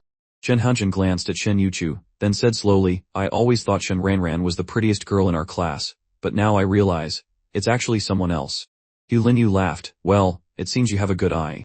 But her personality is quite timid, you should keep this quiet. Lest a swarm of flies starts buzzing around. Completely not a problem, Shen Hansheng maintained his deadpan expression, but when you talk about perverts, could you please not stare at me? Ardal. Men like that. You know best, don't you? Hu Linyu shrugged. Chen Hansheng thought to himself, building a good relationship with Hu Linyu is indeed the right move. Before pursuing a girl, you must first know how to deal with her best friend. After a moment of silence, Chen Hansheng returned to the main topic. In the second year, I will give the class monitor position to you. That way, it won't affect your plans to take the civil service exam. How about it? Hu Linyu frowned. But how can you guarantee that I'll be able to take over the position? Chen Hansheng smiled and explained, of course, there's a way. You can take the position of Youth League Secretary. You can take on all the class responsibilities, build a good image in the eyes of your classmates and teacher Guo. In the second year, when I resign, you will naturally become the class monitor. Moreover, being the Youth League Secretary will help you join the party earlier, which is very beneficial for taking the civil service exam later. Hu Linyu stared at him and then sneered, to put it bluntly, you want me to do all the work while you just sit back and reap the rewards, right? In the end, I'll be the one standing behind you. Chen Hansheng remained calm, his voice persuasive. The achievements belong to everyone. Now they're mine, later they'll be yours. In the end, they're still yours. Hu Linyu narrowed her eyes. So what's a big matter, and what's a small matter? Chen Hansheng laughed. You handle the small matters yourself, and I'll step in for the big ones. How about that? Hu Linyu was still hesitant. What if I don't agree? Chen Hansheng shrugged, his tone relaxed. Then it will just be a little more work for me. But you won't have any chance at all. Remember, it's not easy to change class monitors in university. Hu Linyu bit her lip, seemingly contemplating. Chen Hansheng seized the opportunity to add fuel to the fire. I can help you arrange the position of Youth League Secretary. Beforehand. Whether you take it or not is up to you. Hu Linyu gritted her teeth, knowing she was falling into his trap. Finally, she shouted in frustration, Shen Hanshin, you better not be tricking me. Shen Hanshin smiled confidently. How could I trick you? I'm always sincere with you. Hu Linyu stormed off in a huff, leaving a bewildered Chen Yuqi watching her go. Shen Hanshin breathed a sigh of relief, feeling pleased with himself. It was finally taken care of. At an eatery, Shen Hanshin and his group of high school friends were gathered to celebrate the end of their military training. Come on, a toast to a successful start at university. Gao Jielian, a friend in the group, paid special attention to Xiao Rongyu. From now on, we won't be that far from each other. Let's remember to visit often. Especially you, Xiao Rongyu. After the military training, you definitely need to eat more to build your strength back up. Xiao Rongyu only replied indifferently, I can get my own food. At the corner of the table, Wang Zebo looked dejected. Seeing this, Chen Hanshin frowned. Who are you putting on that funeral face for? Are you one of those lucky guys who doesn't understand the struggles of the less fortunate? Wang Zebo sighed. There are 62 people in my class, but only 2 girls. Going to university feels like military service. He took a sip of beer and lamented, if I'd known it would be like this, I would have applied to the Institute of Finance like you. Curious about the 2 girls in Zaibo's class, Hanshin blurted out, do they have boyfriends? Wang Zebo didn't answer right away, just silently drained his glass of alcohol. Beside them, Gao Jieliang spoke up, his tone somewhat preachy and condescending, with the clear intention of showing off in front of Xiao Rongyu. Wang Zaibo, you shouldn't talk about such things. We're in university to study, not to have improper thoughts. After speaking, Jieliang turned to Hanshin, not forgetting to correct his posture. Shen Hanshin, can you sit properly? Putting your leg up like that, have you no consideration for Xiao Rongyu? Hearing this, Hanshin frowned, thinking to himself, this Gao Jielian guy is such a busybody, always spouting nonsense. Not bothering to argue, he casually touched Xiao Rongyu's shoulder. He knew she would misunderstand, but he saw it as an opportunity to explain and flirt at the same time. Move aside, I was just getting a toothpick. Xiao Rongyu frowned, while Jieliang immediately condemned him. Such a hooligan. In contrast to Jieliang, Wang Zebo looked on with admiration for Hanshin's carefree style. To break the tense atmosphere, Xiao Rongyu smiled and suggested, it's not easy for us all to gather like this. How about we talk about the achievements each of us has made? Gao Jielian glanced at Hanshin, taking another chance to mock him. Since we're guests at the Institute of Finance and Economics this time, let's let the host speak first. Haha. Ignoring the sarcastic remark, Shen Hanshin calmly lit a cigarette, took a light drag, and smirked. I'm the class monitor now. The whole group was stunned. Gao Jielian showed clear disbelief and scoffed, Shen Hanshin, besides flirting with girls, fighting, and smoking, what else can you do? Who would ever pick you to be class monitor? Despite his contempt, Jielian quickly changed the subject to avoid losing face. He started talking about the dorms at the Jiani University of Technology. The scenery at my university isn't bad. There's only one canteen in the dormitory area so far, but I heard the owner used to work at a Michelin-starred restaurant. As soon as he finished, everyone showed interest. Shen Hanshin chuckled, thinking, these kids are so naive and cute. He shook his head and asked in return, Gao Jielian, what about you? Just as Jielian was about to boast, a voice suddenly cut in. Class monitor Shen Hanshin, I knew you'd be here. Everyone turned in unison. The person who had spoken was Hu Linyu. She walked over and said seriously, after the semester starts, the class needs to organize activities. As the class monitor, you should figure out how much we need to collect for class funds. The whole group was shocked. It turned out Chen Hanshin really was the class monitor. Facing everyone's doubtful gazes, Chen Hanshin simply replied. Nonchalantly, based on the standard, everyone should contribute 50 yuan. Hu Linyu looked slightly worried and frowned. Isn't 50 yuan a bit much? Without giving her time to think, Hanshin casually pulled out some money and placed it right in front of her. Her eyes widened in surprise and she stammered, I don't have enough money to pay you back right now. No need to pay me back, Hanshin replied unfazed. I'm also paying for Shen Yuchu's share. Hu Linyu froze. Not only her, but the entire group of friends was equally surprised. Finally, Hu Linyu snatched the money from Hanshin's hand and said with a half-smile, I hope class monitor Chen doesn't have any ideas about embezzling the class funds. At this point, Xiao Rongyu also spoke up, Xiao Chen, are you really the class monitor? Gao Jielian, still unwilling to stop, continued his taunts. Actually, in university, a class monitor is just someone who serves the masses. The student union is where the real important positions are. Hanshin didn't bother to reply, just smirked and said coolly, when I get back, I plan to run for the student union too. Wang Zebo leaned close to Hanshin and teased in a low voice, I thought you didn't like Xiao Rongyu anymore. Turns out you've just gone from being open about it to being secretive, competing for class monitor and now wanting to join the student union. Is it all just to get her attention? These words accidentally reached Xiao Rongyu's ears, causing a slight misunderstanding. Afterward, the group sought each other off at the bus station. As Chen Hanchen was about to leave, a loud shout came from behind. Chen Hanchen, turn around. He stopped and looked back at Xiao Rongyu, who seemed to be hesitating about something. A moment later, she gathered her courage and shouted again, if you're willing to strive for self-improvement like this for my sake, I'm very happy. Thank you. But you must persevere. This girl, Hanchen thought, if she can't speak softly, she just shouts for the whole world to hear. He stood frozen, feeling as if his whole body had been glued in place. Later, when he was alone, he pondered, I'm clearly a bad boy, so why am I being seen as some kind of lovesick fool? Standing in front of a building, Shen Hanchen double-checked the information. This was the location of the Shentum Express Delivery Company. From a quick observation, he noticed that they didn't have a standardized uniform yet. The method for ensuring the safety of the goods was also unclear. At a glance, the entire place was no different from a chaotic market, completely without order or rules. He approached, offered a cigarette to a man, and casually asked for information. The man told him the general manager was on the second floor. Shen Hanchen quickly made his way up. When he entered the room, the middle-aged man behind the desk looked up, his eyes scrutinizing. Who are you looking for? Shen Hanchen held up the recruitment flyer in front of him.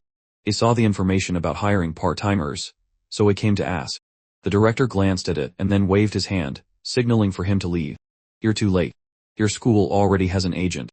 You can only work as one of their subordinates.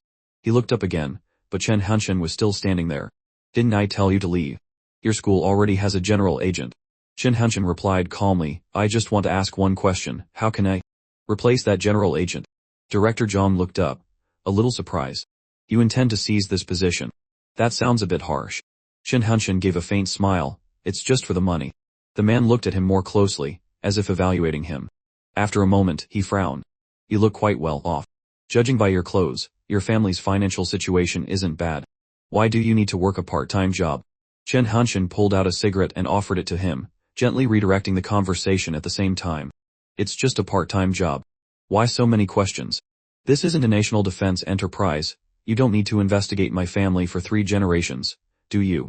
Director Zhang burst out laughing and accepted the cigarette, but he wasn't easily swayed.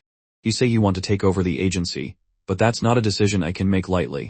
Shen Hanchen lit the cigarette for him, waiting for his answer. The director took a drag and then said slowly. Currently, the general agent at the College of Finance and Economics is doing quite well, averaging about 60 packages a day. I have no intention of making any changes. Shen Hanchen remained silent. The director looked at his attitude and continued, but it's not entirely without opportunity. If you can maintain a volume of 100 packages per day, I'll reconsider. Shen Hanchen's lips curled into a slight smile, satisfied that he finally had a clear condition. Before leaving, he asked, do you have a business card? Director Zhang handed him one. Watching him leave the room, the director muttered to himself, this kid is interesting. With the business card in hand, Shen Hanchen left the express delivery company, his mind constantly scheming. To win the agency rights, he needed to build a network, and have support from many sides. That meant getting in touch with the shops around the school, and getting to know new students from different colleges. And to expand his connections most quickly, joining the student union was the best path. Although it sometimes felt like being a slave running errands, it was undeniable that the student union had its own advantages. It was a place where one could connect with both students and merchants. After organizing his thoughts, Shen Hanchen looked up. In front of him was the headquarters of the External Relations Department. Just as he stepped in, a familiar voice rang out. Class Monitor Chen, you're here too. You want to join the student union as well? Shen Hanchen laughed and replied nonchalantly, that's right. For the future of our class, especially public finance class 2, we need someone to infiltrate the student union and act as an inside man. Hearing this, his classmate from the same hometown pulled her friend out of the line, saying to Class Monitor Chen, we'll go check out another department for a bit. Since we're in the same class, there's no need to compete with each other. We have to deal with the outsiders. Just then, Shen Hanchen invited everyone to breakfast, while also offering encouragement. Fellow townie, keep up the good work. Try to win the position of vice minister. Suddenly, a young man in a white shirt appeared. He glanced at Shen Hanchen with a look of disdain, said nothing, and turned to leave. Later, Shen Hanchen entered the interview room and surprisingly came face to face with the same young man. Senior, I'd like to introduce myself first. Before Shen Hanchen could finish, the other person cut him off. No need for introductions. The External Relations Department is currently only recruiting women. You don't meet the requirements. His words angered Shen Hanchen, while the girl sitting next to him couldn't help but wonder, what's this? Since when does the External Relations Department have this requirement? The other person feigned apology but maintained a firm attitude. Sorry, our department often has to communicate with merchants and seek sponsorships. Believe girls have an advantage. You may leave now, don't waste other people's time.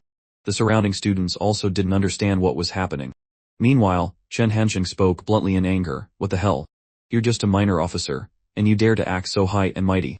Do you need me to strike an arrogant pose with my hands on my hips for you? The statement shocked the vice minister. This was the first time he had been scolded so directly to his face. In contrast, some of the female students around showed admiration, feeling that Chen Hansheng was really cool. Just at that moment, Zhu Rui slammed the table and shouted, "The new students nowadays are really getting more and more unruly." The atmosphere was tense. A girl beside them stepped forward, trying to calm the situation. "Classmate, I'm Kai Wei from the External Relations Department. Please calm down. If there's a misunderstanding, we can talk about it." Chen Hansheng replied calmly, "I am very calm. I just have a few words for Minister Zhao." Then, Chen Hansheng faced Zhu Rui and sneered, "If it were any other unsuitable condition, I wouldn't say anything. But what does gender have to do with it? Does the student union also discriminate between men and women?" Zhu Rui stammered, "The External Relations Department needs to communicate and cooperate, so girls naturally have an advantage." "Nonsense," Chen Hansheng cut him off. "Completing the task is what's important. What does it have to do with gender? If you love recruiting girls so much, then why does this guy still have the nerve to be here? Tell him to get the hell out." The vice president of the student union, Zhuo Shali, stepped in. "This student, if you continue to cause trouble, will have no choice but to call security." Hearing this, Chen Hansheng shrugged and said nonchalantly, "All right, go ahead and call." Zhuo Shali was left speechless. This was the first time anyone had dared to challenge his authority like that. His anger flared, and he asked through gritted teeth, "Which class are you in? Who is your supervising teacher?" Chen Hansheng replied confidently and clearly, "I am class monitor Chen Hansheng of class 2, public administration major. My supervising teacher is Guo Zhongwen. Do you need me to provide his phone number as well?" Hearing this, Zhuo Shali broke into a sweat, a flicker of doubt in his mind. It was rare for a freshman to have such a commanding presence, not only unafraid but also a class monitor. Just then, enthusiastic cheers erupted from outside. It turned out Chen Hansheng's female friend from his hometown had called Shi Kao's group to back him up. He Ping stepped forward to meet. "Hey, let's not fight, fellow students. How about this? You've passed the first round interview. Now, please go back and wait for our notification about the second round." He Ping's words somewhat calmed the situation, but Zhou Xiao refused to yield. "Telling me to withdraw from the External Relations Department. Should a vice minister have to give up his position for a freshman like you?" Chen Hansheng, completely unfazed, retorted immediately, "So what if I do? Who made the rule that a freshman can't be a vice minister?" Shi Kao and Zhu Chenglong, standing by his side, continued to stir the pot, making the situation even more tense. At this moment, Zhuo Shaoli spoke up slowly, "Fellow student, vice minister is not just a title. The person holding this position must be capable of securing sponsorships for the student union. Can you guarantee that you will find a sponsor for every event?" Without hesitation, Hansheng shot back a question, "Well, can Minister Zhao?" The answer came from Zhuo Shaoli again. "Of course he can." Chen Hansheng smiled. "Then I can do it too." This statement left Zhuo Shaoli a bit flustered, while Shi Kao's group continued to cheer enthusiastically, pushing the atmosphere to a climax. Finally, Zhuo Shaoli made a proposal. "All right, our department is about to organize a welcome party for the new students and we need to find sponsors.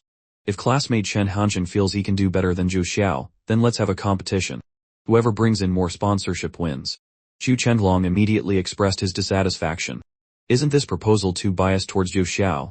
Zhuo Shaoli replied coldly, "Are you scared?" Chen Hansheng countered with another question. "What if I win?" Zhu Xiao scoffed, and replied instantly, "If you win, I'll give you the position of vice minister."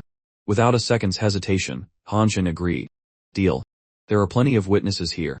I hope you keep your word." The rules of the competition were simple, each person would be randomly assigned a show. Whoever secured more sponsorship would be the winner. Zhuo Shaoli asked perfunctorily, "Do either of you have any objections?" Hansheng noticed the peculiarity in the word randomly, but he still accepted the challenge. The vice minister position was more important than anything. The assignments were given. Yu Xiao would go to the hair salon across the street. Chen Hansheng, you go to the toy shop on the right. Hearing this, Zhou Xiao looked smug and turned to taunt him. "Yeah, watch closely. I'm going first." Shi Kao, standing beside him, was worried.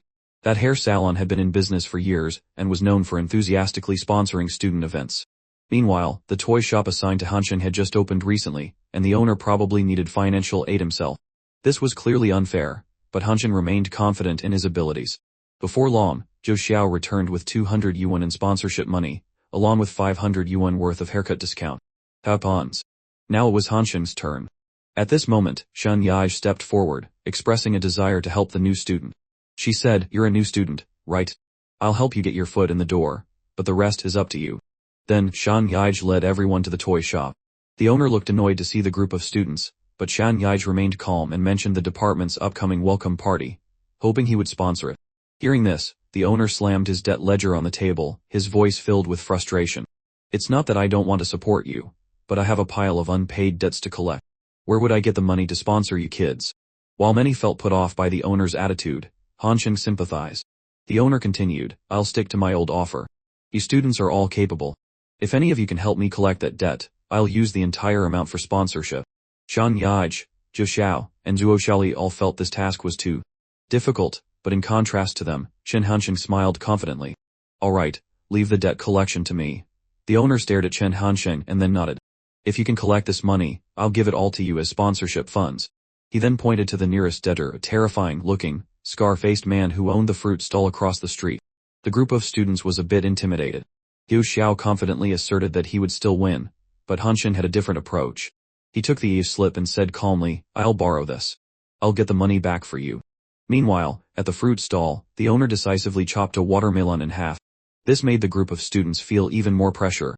Shi Kao asked hesitantly, "Do we really have to go collect the debt? Maybe we should just drop it." Shen Long also chimed in, "Besides, that uncle looks like he's part of the underworld. He won't be easy to deal with." But just then, their class monitor's goading words were ignited the fighting spirit of the two friends who were about to back down. The three of them decided to charge into the fruit stall. Seeing them, the stall owner let out a loud laugh and asked, "What can I get for you handsome young men?" Chen Hansheng stood in the doorway and replied calmly, "I don't want to buy fruit. I'm here to collect a debt." Hearing this, the fruit shop owner immediately chopped a piece of watermelon in half, frightening Shi Kao and Chen Long. But Chen Hansheng remained unfazed, picked up a slice, took a bite, and then said slowly, "Uncle, I'm the nephew of Feng Jihua, the owner of the toy shop across the street. I heard you still owe him 3,500 yuan. The fruit shop owner was momentarily surprised. "Since when did Jihua have a nephew as old as you?" "I had no idea." Chen Hansheng's voice became stern. "Cut the act and get straight to the point. What about the 3,500 yuan? The owner sneered, "Kid, let me tell you, I don't owe your uncle any 3,500 yuan. But Chen Hansheng was unperturbed. "I don't care about that. That's what he told me, and my only job is to collect the debt. If you don't pay the full 3,500 yuan, I'll have my classmates move all of this fruit until the amount is covered." The owner immediately flew into a rage and shouted, "That dog Feng Jihua, the debt is clearly 2,500 yuan, but he deliberately told you it was 3,500, and now he's sending a bunch of students to disrupt my business." As he spoke, he angrily went inside, brought out an AO, and held it up in front of Chen Hansheng. "Look closely. It's clearly written here, 2,500 yuan. Your unscrupulous uncle is tricking you." Seeing that the owner had fallen into his trap, Chen Hansheng smirked, took the paper, and pretended to have just realized something. "Oh, it really is 2,500 yuan. I must have misheard earlier. Actually, he did clearly state the amount was 2,500 yuan. Now that we have both a witness and physical evidence, you should pay up quickly, owner." The owner, furious at realizing he'd been tricked, had no way out as his opponent continued to apply pressure. "What if I don't pay?" the owner challenged. Just then, a police officer appeared at the door. "Why are so many people gathered here?" The officer asked the owner to step out and warned him, "Someone reported that your shop is a large gathering causing a public disturbance. Don't cause any more trouble, or this shop of yours might have a hard time staying in business." With no other choice, the owner reluctantly nodded. "All right, I promise there will be no more trouble. Everyone, please disperse." In the end, worried about his shop, the owner had to agree to pay the 2,500 yuan. Though he was full of resentment, when the money was handed over, the toy shop owner was overjoyed. But in the next second, Shen Hansheng unexpectedly placed his hand on the stack of cash. The owner frowned and asked, "Student, what do you mean by this?" Shen Hansheng replied calmly, "Nothing. Just a little reminder for Mr. Feng. This money is mine." Mr. Feng's eyes widened, feeling this was outrageous. "Taking 500 yuan as a reward would be enough. How can you take it all?" Chen Hansheng shrugged and replied nonchalantly, "Have you forgotten, Mr. Feng? You yourself said that whoever managed to collect the money would get to keep it all." The owner was speechless, and could only watch helplessly as Chen Hanchen walked away with the 2,500 yuan. Chen Hanchen then found Kai Wei and asked, I heard Minister Zhu managed to get 500 yuan in sponsorship, right? Well then, I'll take out 501 yuan to sponsor the new students. Minister Zhu was in a slightly awkward position, but rules were rules and had to be followed. She had no choice but to accept the money. This event earned Chen Hanchen countless praises from his brothers. In contrast, Zhu Rui's feelings were the complete opposite. Xiao Yishan gloated. He said he would give up the vice minister position, so why is he being such a coward now? Forget it, he won't give it up, Chen Hanchen sneered. In Chen Hanchen's dorm room, everyone was happily playing cards when Xiao Yishan suddenly appeared with a serious expression. This is bad. That bastard Chen Long has beaten up Zhu Rui. Shi Kao is still confused. Where are they now? Right in Zhu Rui's dorm, Xiao Yishan replied immediately. At that moment, in Zhu Rui's room, a large crowd of students had gathered to watch the commotion.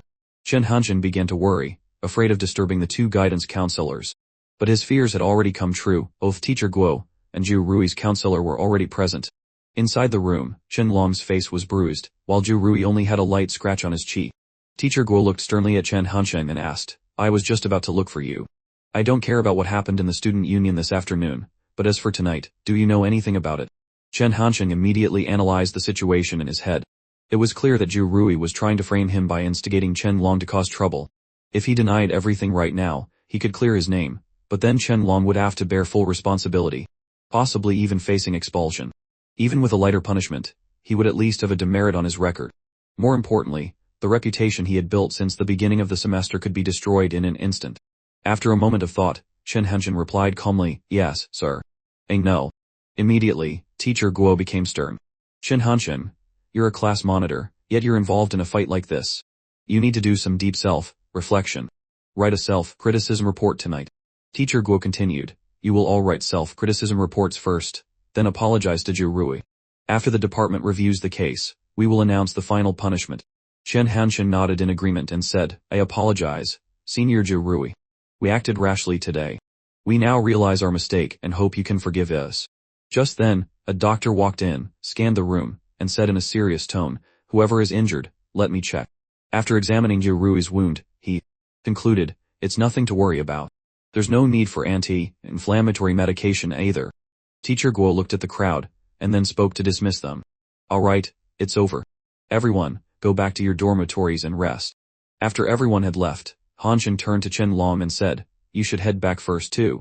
Now, only two people remained in the room, Chen Hanchen, the victor, and Zhou Xiao, the loser. Zhou Xiao looked at Chen Hanchen, his voice calm but full of sarcasm. You don't need to pretend to be so kind.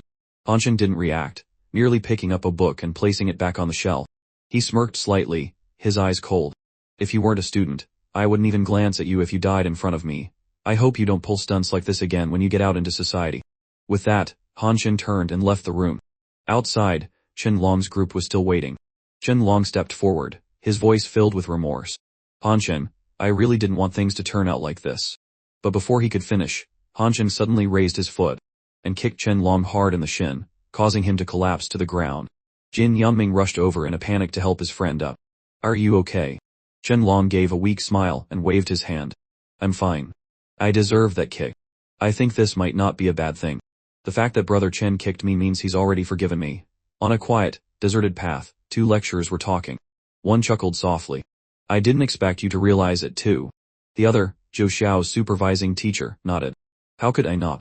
Your class monitor is clearly taking the fall for someone else. I heard about what happened at the student union this afternoon. Your student is narrow-minded, and my class monitor is too stubborn. Teacher Guo's friend said slowly, Zhou Xiao is smart, but his way of thinking is somewhat skewed. By making such a big deal out of this, he only made others lose respect for him. He's no longer suitable for the position of vice minister. Teacher Guo nodded in agreement, and then the two began to discuss the matter of writing a self-criticism report. In room 602, Chen Long bowed his head, his voice full of repentance. Old Four, I'm really sorry. I tend to get reckless when I drink, and this time I let you take the blame for me. Shi Kao and Xiao Ken also wanted to apologize on my behalf. The next second, a cigarette was offered to him. Chen Long took it as Hanchen said calmly, this brawl wasn't entirely a bad thing. Yu Xiao definitely can't hold on to the vice minister position now. The next day, in the External Relations Department office, a voice called out. Chen Hanchen, are you ready to take on the role of vice minister? Hanchen replied calmly, There's no need to think about it. Thank you for the organization's trust. I will certainly not disappoint the leader's consideration. Another person spoke up. Recently, many incidents have occurred that have damaged the reputation of the student union. Du Xiao has voluntarily resigned, and by a unanimous decision, you will take over this position after the National Day holiday. Han Xin nodded in acceptance. At that moment, Zhu Xiao stood up to leave, but before he left, he didn't forget to say, Hu Xiping, New Wenling, I saw what happened at the Yao shopping center with my own eyes. This guy is a hooligan at heart. You will definitely regret this later. Ignoring Zhu Xiao's words, Han Xin turned to the two leaders and asked, is there anything else? When he learned there was nothing else to discuss, Han Xin left, making the atmosphere in the room feel lighter. I thought he would at least thank us, but in the end, not a single word.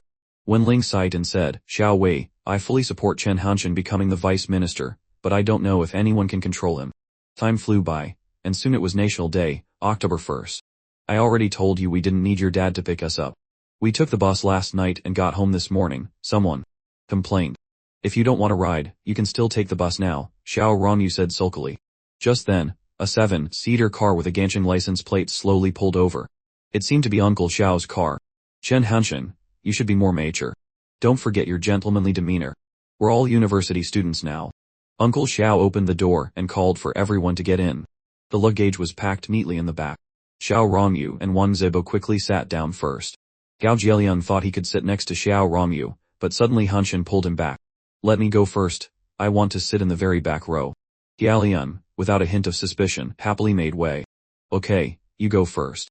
But as soon as Hanxin got into the car, he quickly sat down in the seat next to Xiao Rongyu, leaving Jieliang dumbfounded. Chen Hanxin, you said you wanted to sit in the back row. I suddenly changed my mind, Hanxin replied nonchalantly. Hurry up.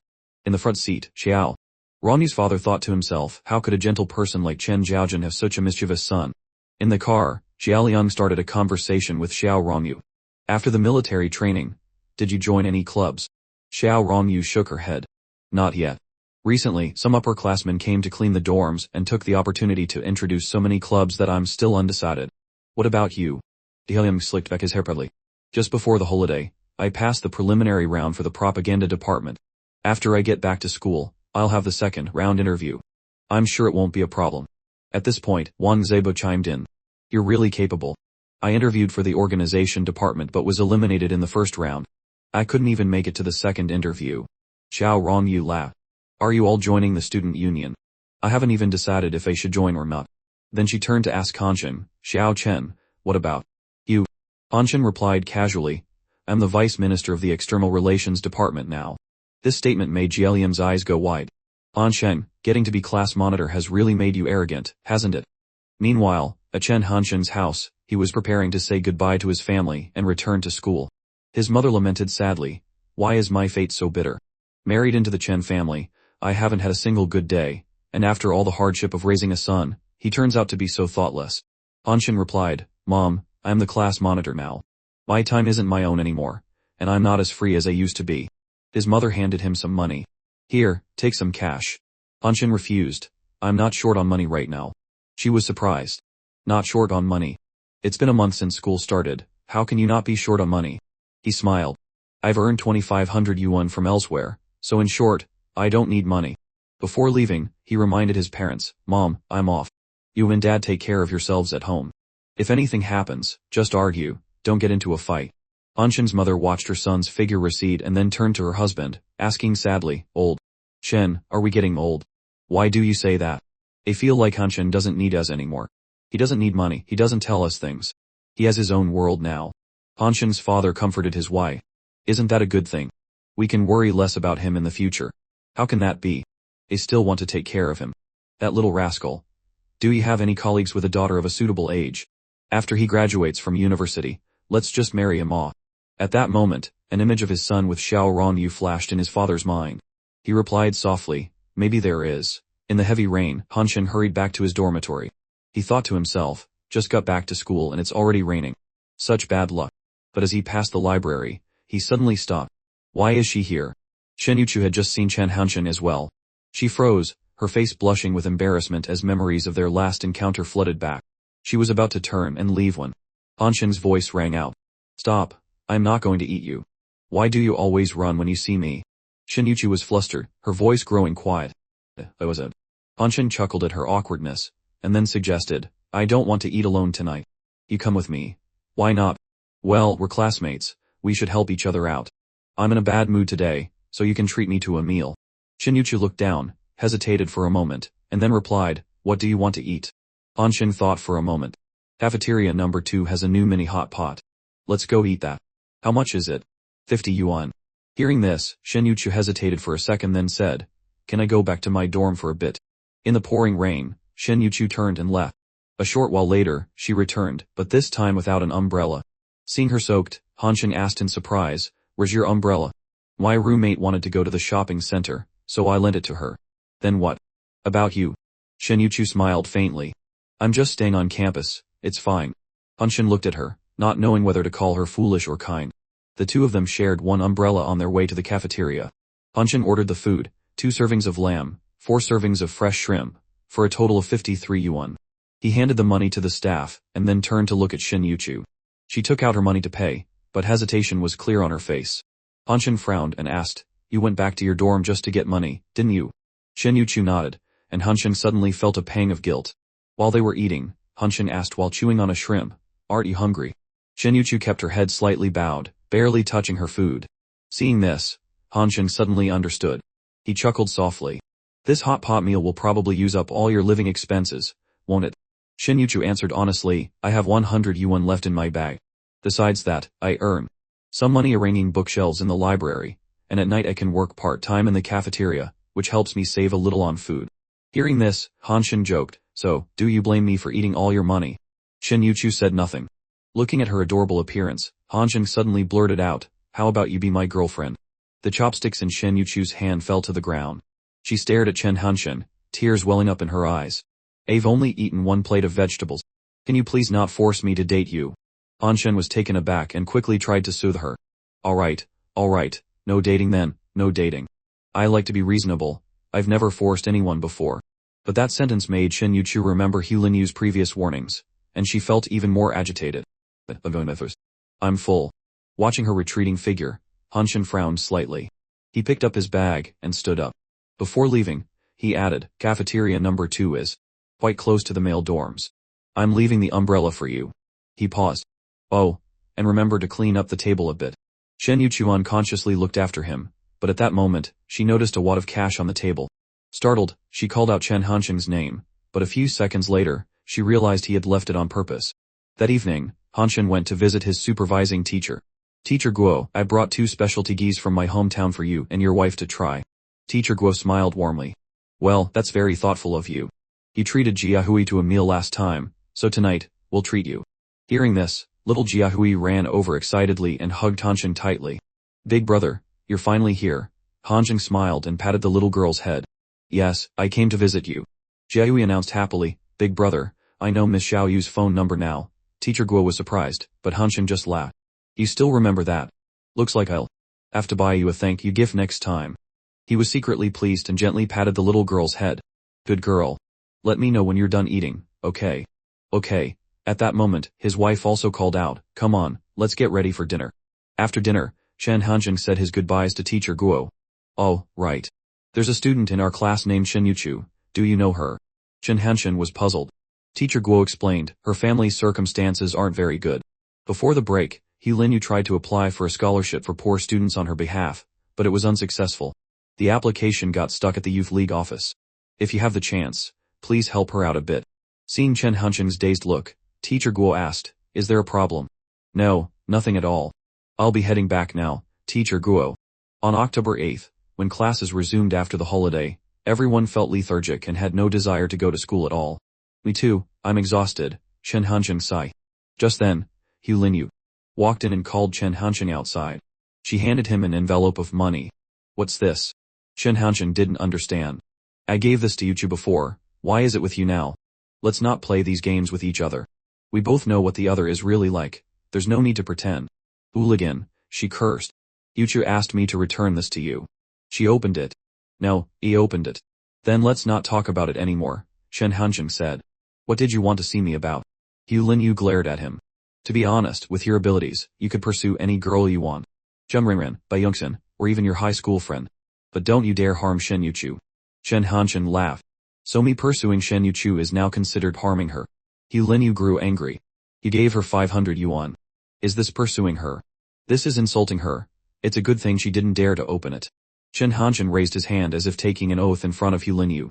In short, you can trust that I won't harm her. If she doesn't agree, I won't force her. Hu Linyu was silent for a moment, then shook her head. Forget it. The boys in the class all look up to you, and most of the girls trust you too. You should do something worthy of this responsibility. Little Hugh, you talk too much. Shen Hanshin pulled out a cigarette, lit it, and then teased, Party Secretary Hugh, have you by any chance never dated before? How about I introduce you to my roommate? Jin Yanming. He's articulate and enthusiastic about helping others. After hearing this, Hu Linyu cursed hooligan again and turned to leave. But after just a few steps, she suddenly turned back. Is there something else? The girls in the class feel that they're not very close with the boys. Someone suggested organizing a social activity to improve class unity. What do you think? Shen Hanshin thought for a moment and then nodded. That's not a bad idea. Everyone can get to know each other better. And I'll have a chance to get closer to Yuchu. The boys in room 602 are finally about to get girlfriends. Do you have any ideas? Just eating and singing. That's too old-fashioned. Besides, if we only organize it within the dorms, it won't be very effective. We need to find a way to break up the small dorm cliques. So do you have a way? Let me go back to my room, do some more research, and I'll get back to you. Hu Linyu was about to leave, but Shen Hanshin stopped her again. I said what I needed to say, but I still have something to ask you. Shen Hanshin became serious. Before the break, you applied for the poor student scholarship for Yuchu, but it got stuck at the youth league office. Why didn't you tell me? Hu Linyu hesitated for a moment. We already made a deal, Shen Hanshin emphasized. Any problems you can't solve, just leave them to me. Having self-respect and ambition is good, but you can't let your personal feelings delay important matters. Hearing Chen Hanshin's reprimand, Hu Linyu immediately retorted. Who says I can't solve it? I was originally planning to go to the youth league office after class. Who knows, maybe I'll be successful this time.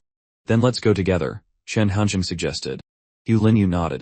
During class, she recounted the story of applying for the scholarship to Yuchu. Teacher Guo already told him about it. He wants to go with us to the youth league office this afternoon. Hearing this, Yuchu looked a little dazed. Shen Hanshin was standing outside the door. She immediately buried her face in her desk, feeling shy. In the afternoon, the three of them went to the youth league office together. Teacher Yu, we're here to bother you again. The man in front of them was Yu Diping, the deputy secretary of the youth league committee of the College of Finance and Economics. Hearing Hu Linyu's voice, he frowned. What are you doing here again? I've already told you, reviewing applications for poor student subsidies takes time. Furthermore, student Shen Yuchu's supporting documents are still incomplete. The school needs to contact the local government for verification. Then how much longer will it be, sir? Teacher Yu shook his head. I can't say for sure. It could be long, it could be fast. But the school must conduct a thorough check. If she meets the qualifications, the subsidy will definitely be granted. But before the holiday break, I submitted all the documents, and you also said you would review them quickly. Why are you now saying it's undecided? Teacher Yu replied calmly, the school has its regulations, and the finance department has its regulations. You have to understand our position. Hu Linyu was furious. She took a deep breath, and then said loudly, Yuchu meets the qualifications. Anyone can see that clearly. Teacher Yu remained completely unfazed. Hu Linyu gritted her teeth and pointed at him. How can you deserve to be a teacher with an attitude like that? Teacher Yu frowned slightly, opened his desk drawer, took out a stamp, and slammed it on the table. If you're going to say that, then let's be decisive. Here's the stamp. You take it and go approve it yourself. Unexpectedly, not wanting to be looked down upon by Chen Hanshin, Hu Linyu was actually about to do something rash. Hu Linyu, don't do something stupid. At that moment, Chen Hanshin stood up and pulled her outside. He turned back to look at Teacher Yu, lowering his voice. I'm sorry, Secretary, we lost our composure. Let us step outside to calm down, and we'll come back to apologize later. He then pulled Hu Linyu out of the office. The three of them sat on the steps in front of the building, each with a heavy heart. Hu Linyu was still fuming. Shen Yuchu clearly meets the requirements, so why won't that old man approve it? Why? Shen Yuchu lowered her head, her voice soft. Forget it, let's not apply anymore. Let's just stop here. Hu Linyu burst into tears. Then what will you do from now on? Shen Yuchu forced a weak smile. I'll be fine. At this moment, Shen Hanshin spoke decisively. Give me Shen Yuchu's documents. Hu Linyu looked at him doubtfully. Can you do it? I'm not sure, Hanshin admitted honestly, but if you had given them to me from the start, things might have been much easier. Hu Linyu scoffed. It wouldn't have made a difference even if you were involved from the beginning. The problem is that old teacher doesn't want to follow the rules. Without further explanation, Hansheng stood up, straightened his clothes, and turned to walk back into Secretary Yu's office. Secretary Yu, I'm Chen Hanshen, the monitor of Class 2, Public Administration. The female student from just now is my classmate. She didn't understand the situation and acted impulsively out of temporary anger. I hope you can forgive her. Secretary Yu was silent for a moment before letting out a simple num. Hanshen glanced at the bookshelf, carefully picking up each fallen book and placing it back neatly. Then, he thoughtfully cleaned the floor, each movement meticulous, not at all careless. When he was done, he prepared tea for Secretary Yu's break. Secretary Yu looked at him, his voice slightly mocking. Young man, I still need to eat, you know. With that, he turned and walked away. A short while later, Hanshen appeared again, a faint aroma accompanying him. Why are you here again? Don't you have class? I don't have class this afternoon. Secretary Yu crossed his arms and nodded. Alright, you've already cleaned my office this morning. If you don't have class, go back to your dorm and rest. I only swept the floor this morning. I haven't wiped down the file cabinets yet. And with that, Hanshen got back to work. Secretary Yu watched him, thinking to himself, this kid is strange. After carefully wiping down the cabinets, Hanshen stood looking at them and shook his head. It's still dirty. Where is it still dirty? I only wiped the outside this afternoon. I haven't touched the inside of the drawers at all. The next day, he came to clean again. The third day, he appeared again. On the fourth day, it was the same story. Finally, Secretary Yu couldn't take it anymore and asked, what was your name again? Hanshen stopped and replied with a smile, Secretary Yu, I'm Chen Hanshen, the monitor of Class 2, Public Administration, Department of Social Sciences and Humanities. Secretary Yu took out a pack of cigarettes and offered him one. Hanshen accepted it and carefully lit it for him. The cigarette burned, smoke curling lightly in the quiet space. Secretary Yu pondered for a moment and then asked, is that student Shen Yuchu's family situation really that difficult? Hanshen nodded, his voice firm.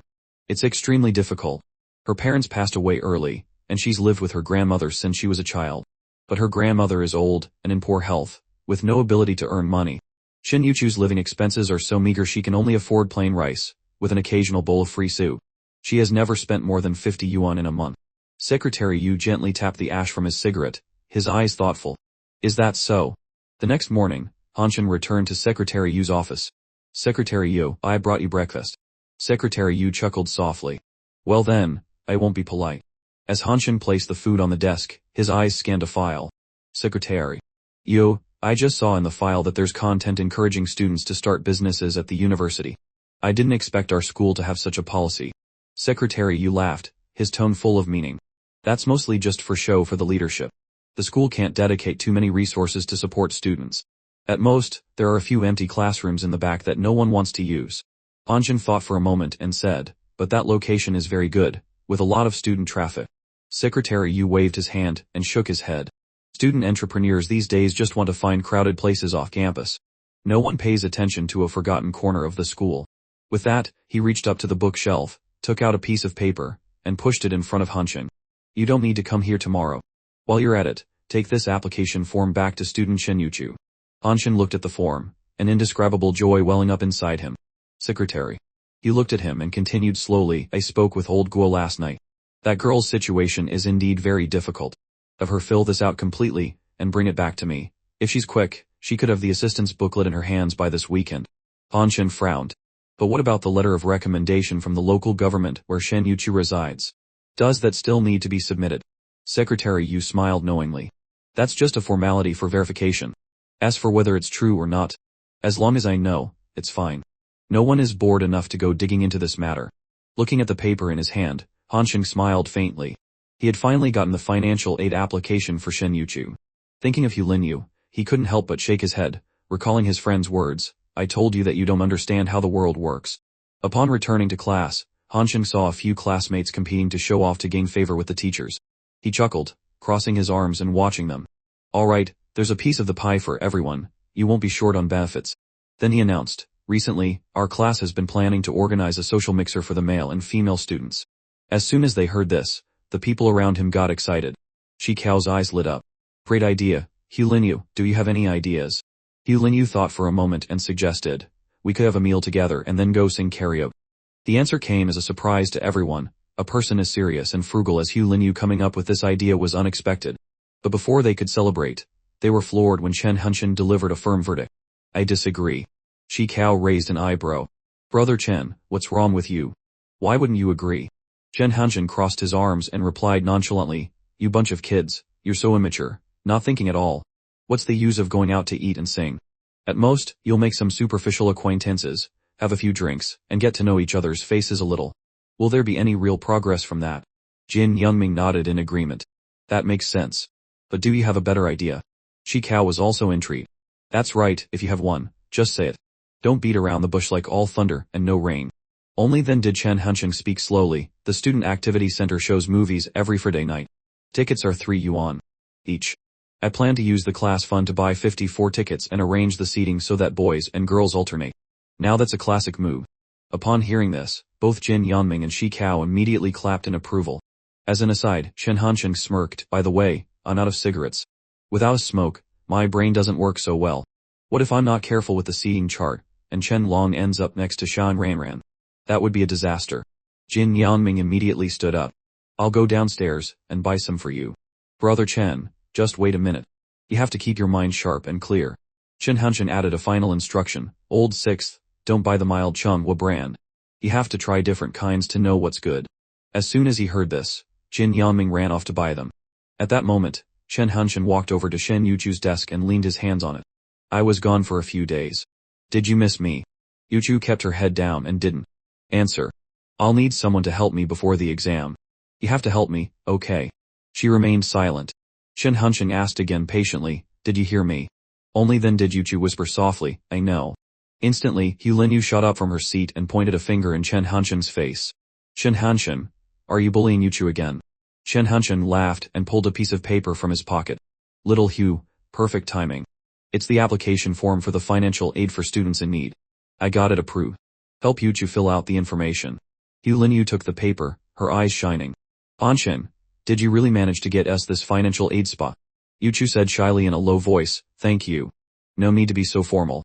Just catch up on sleep when you have the time. Hu Linyu looked at the form and then asked, filling out the information will be quick, but I wonder how long it will take for the money to be transferred. Shen Hanshan replied, I can't say for sure. I need to ask about that again.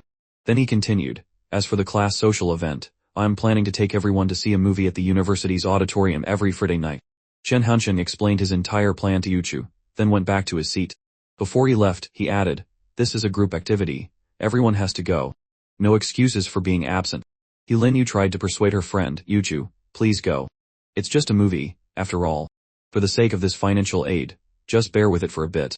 She even teased, if Chen Hanshan does anything out of line, you just have to scream indecent assault. Chen Hanshan strode confidently to the front of the classroom, his eyes scanning the entire class before speaking in a clear voice. Fellow students, in order to enrich our class activities and strengthen our unity and team spirit, we will be holding a get-together tonight. But it's not an ordinary party, we're all going to see a movie together. The class buzzed with excitement as everyone started to chat. Chen Hanshan smiled and continued, to make things more interesting, this time we'll draw lots to choose our seats. That way, everyone will have more opportunities to interact. Below, the students all seemed enthusiastic about the proposal. While everyone was eagerly drawing their lots, Shen Hanshan had quickly arranged a ticket for himself to sit next to Shen Yuchu. Your seat number is 706, and mine is 707. No need to draw lots. Just then, Sheng Ranran approached, tilting her head to ask, class monitor, which row are you in? What's your number? Shen Hanshan smirked mysteriously. If I told you, it wouldn't be interesting anymore. It's like an arranged marriage in the old days. You don't know who the other person is until the lights are out. That's what makes it exciting. The girl laughed, but then suddenly snatched Chen Hanshan's ticket. Number 706. Seeing the number on the paper, her face showed a hint of disappointment. In the end, Shang Rinran could only sigh, return the ticket, and walk away. Meanwhile, on the other side, the group of male students was all ready for the movie night. Let's go. The excited girlfriends dragged each other to the cinema. Seeing this, Shen Hanshan couldn't help but feel a sense of satisfaction. It seemed the effect wasn't bad, at least after tonight, the class would become closer. But after waiting for a long time, there was still no sign of Shen Yuchu.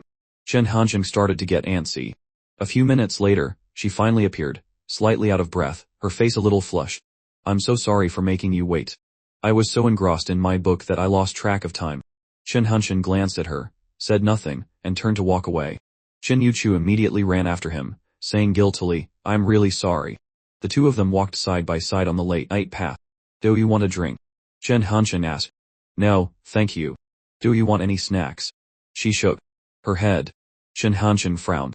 The movie is so long, and you're not planning to eat anything. I don't know if I want to eat or not. Then wait for me for a bit. With that, Chen Hanshin left. Shen Yuchu stood there in a daze, a wave of anxiety washing over her. Did I make him angry? Just a few minutes later, Chen Hanshin returned, holding a hot roasted corn on the cob. What are you still standing there for? Let's go. Before Shen Yuchu could even react, he was already walking away. Suddenly slipped, her whole body tilting forward. In that instant, she fell against Chen Hanshin. You should be more careful. His voice held no trace of blame, only a faint, amused smile. Shen Yuchu's face turned beet red. She quickly tried to step back but felt her hand being held tightly. You silly girl, let me lead you. Chen Hanshin had already seen the movie that day, but sitting next to Shen Yuchu, he pretended he hadn't. His gaze quietly observed the girl beside him, a person who was so frugal she wouldn't dare to eat meat, yet her arms were quite fleshy. If teacher Yu Yuping knew that the poor student receiving a scholarship had a figure like this, he'd probably be shocked.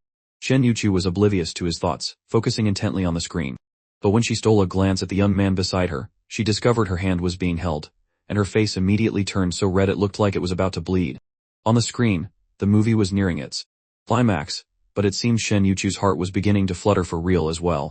After the movie ended, the two left the theater together, walking side by side on the path home. Was the movie good? Chen Hanshin asked. My legs are a bit numb from sitting for so long, she replied, her voice barely a whisper. Chen Hanshin chuckled. I felt like time passed by so quickly, maybe because the person sitting next to me wasn't an ordinary one. Shen Yuchu lowered her head in silence. He looked at her, raised an eyebrow, and said, I'll take that as a yes. That's not what I meant, she quickly waved her hands. Chen Hanshin took a closer look and only now realized that Shen Yuchu was truly beautiful. Just then, a jogger ran past them from behind. Reacting instinctively, Hanshin quickly put his arm up to shield her, but because the distance was so close, he accidentally touched his lips to her forehead. In that moment, both of them froze. Sorry about that, bro, the jogger said, with an embarrassed laugh and quickly ran off. Shen Yuchu stood still, her body tense, her face so red it felt like it was on fire. I'm sorry, Shen Yuchu suddenly pushed Hanshin hard. Are you trying to murder your husband? Hanshin yelled, trying to push himself up. A passing jogger stopped and asked with concern, Are you okay, man? Hanshin shook his head, then held up his hand. Pull me up. What are you still standing there for? Shen Yuchu was a bit flustered and quickly said, I'm sorry.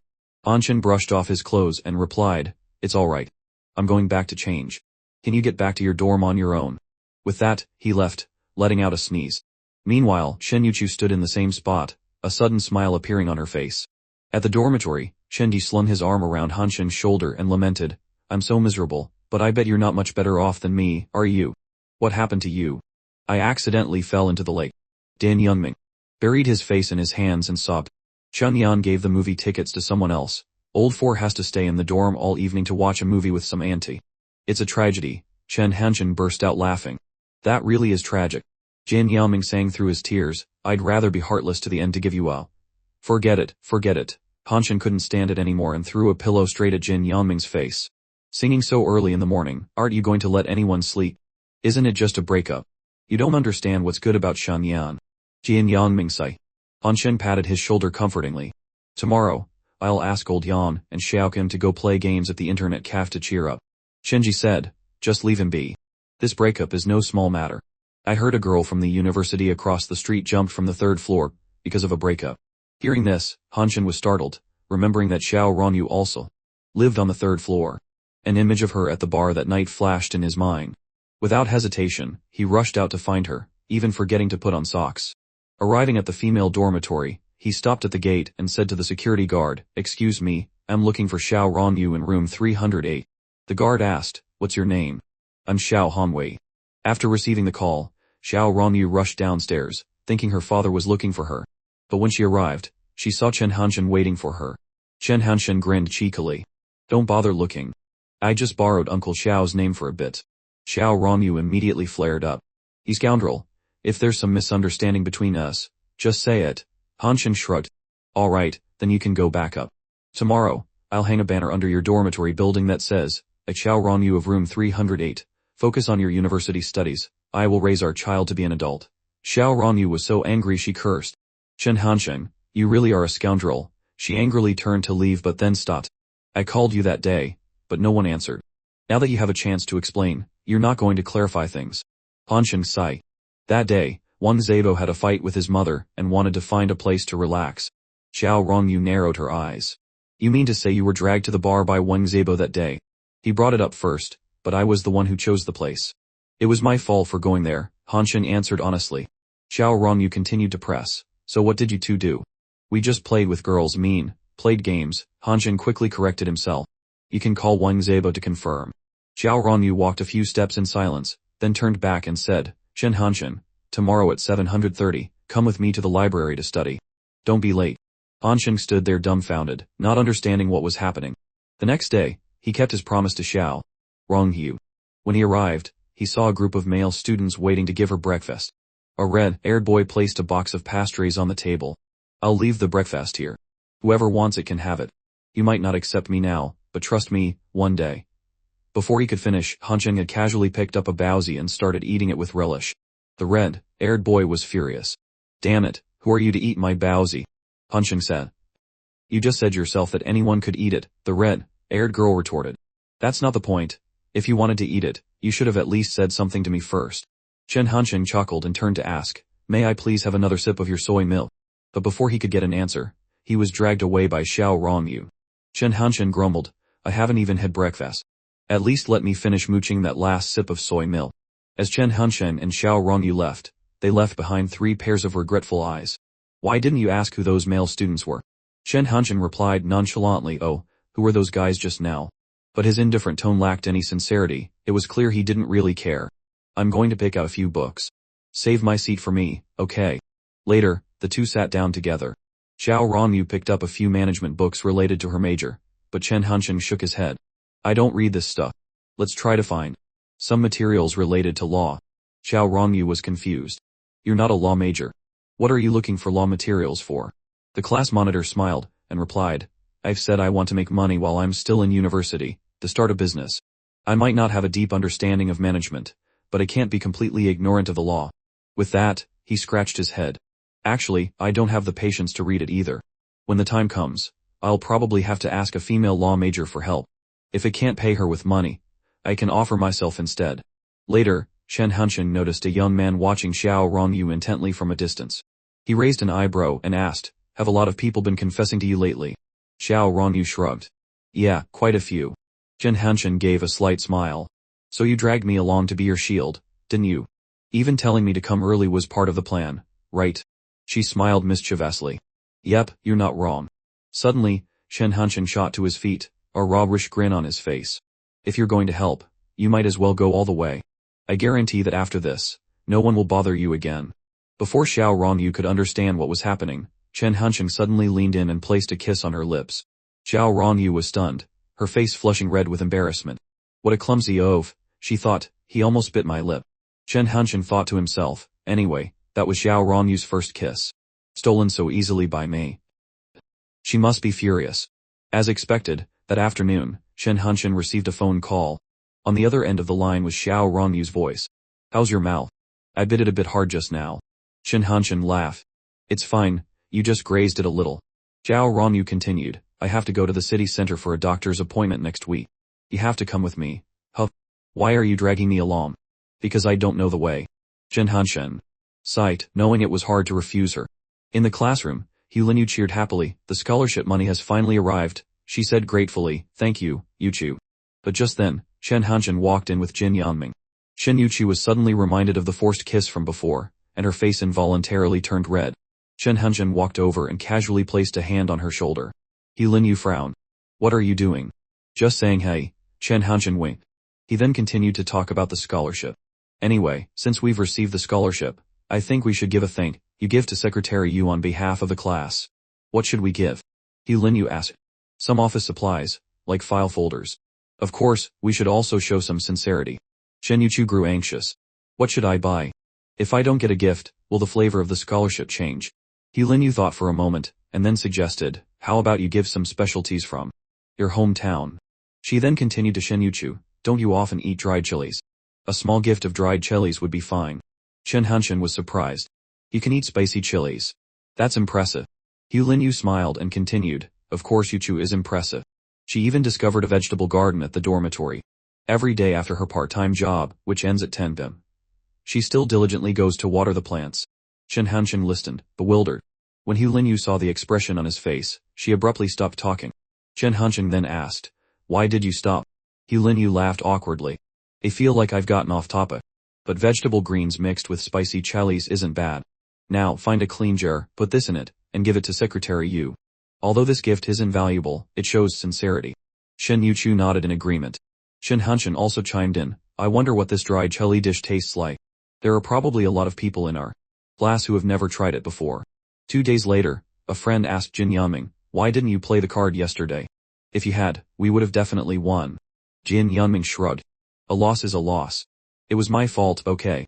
At that moment, Hu Linyu, who was running, accidentally bumped into Chen Hanchen.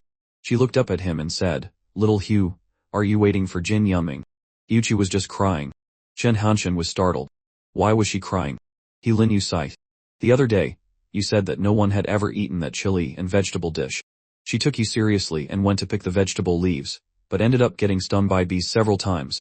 Yuchi was also worried that the strong smell of the chilies would bother everyone, so she took them up to the dormitory rooftop to pickle them overnight. This morning, she finally brought the finished product to the classroom. Chen Hanchen was curious. "And then what?" Hu Linyu sighed. "No one ate it. Someone even said the smell was too strong." Jin Yanming spoke up, "If it were me, I wouldn't have eaten it either. I already said I'd had breakfast, and besides, who knows if that stuff is even clean." Chen Hanchen fell into deep thought. At that moment, Shen Yuchu was sitting alone in the room. Outside the door, a teacher saw Chen Hanchen and asked, "What are you doing standing here? Get ready for class." Chen Hanchen replied softly, "Sir, I'll just take a moment of your time." Then, he walked up to the lecturer's podium. Looking down at Shen Yuchu's dish. To everyone's surprise, he picked up a piece to taste it, and then nodded. "This is pretty good.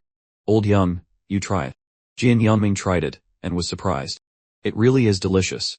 Chu Chenglong also tried it, and one by one, the male classmates in the class came over to taste it, all of them praising the dish. One classmate shouted, "This is a rare opportunity, the girls should try it too." At this, Shen Yuchu wiped away her tears, revealing a happy smile. Xiao Rongyu and Chen Hanchen were on a date on a bus. She was a bit dazed because this was their first official date. But what surprised her more was that between them was little Jiahui, whom Chen Hanchen had brought along. The little girl cheered, "I'm done writing." Xiao Rongyu was curious. "Jiahui, what did you write?" Jiahui held up a piece of paper and said cheerfully, "Sister, this is Miss Xiao Yu's number." Then she turned to Chen Hanchen and said, "Big brother, I know Miss Xiao Yu's number now." Seeing this, Xiao Rongyu pinched Chen Hanchen's ear, pouting with jealousy. Just then, the bus stopped. Chen Hanchen carried Jiahui off first, followed by a still pouting Xiao Rongyu. The three of them walked down the street, looking like a real family. Chen Hanchen looked at the bustling crowd, feeling bored and wanting to leave quickly. He muttered, "It's so crowded, let's just buy what we need and go. There's nothing worth staying here for long." However, Xiao Rongyu disagreed and immediately protested, "No way. It's not easy to get a chance to go out. First, let's go get something to eat, and then we'll see." In the end, the three of them, Chen Hanchen, Xiao Rongyu, and Jiahui, went to an ice cream shop. Chen Hanchen looked at the long line in front of the counter with a sense of wariness, but Xiao Rongyu and Jiahui were both very excited. He had no choice but to wait patiently in line to buy ice cream for them. Watching them happily enjoy their treats, Chen Hanchen could only sigh in resignation. After finishing their ice cream, they stopped by a fashion store. While Xiao Rongyu and Jiahui were engrossed in choosing clothes, Chen Hanchen found shopping with girls to be incredibly boring. He raised an eyebrow and asked, "Have you picked anything out yet?" Xiao Rongyu had intended to buy something, but thinking about the upcoming cold months, she knew she wouldn't be able to wear any of the nice outfits even if she liked them. At that moment, a sales assistant approached and enthusiastically introduced, "Are you looking for winter clothes? A cold wave is coming soon, you'll need to keep warm. How about I show you some warm coats?" Xiao Rongyu thought for a moment, and then nodded in agreement. Following the employee's lead, they went to the winter clothing section. The saleswoman introduced, "You two can take a look at our store's latest model of down jackets. The design is modern, both beautiful and fashionable. Your girlfriend has such a perfect figure, it will definitely suit her very well." Hearing the word girlfriend, Xiao Rongyu immediately blushed and shyly lowered her head. The employee continued, "This down jacket comes in both men's and women's versions. You two can buy a matching pair, it's both stylish and warm." An idea sparked in Xiao Rongyu's mind.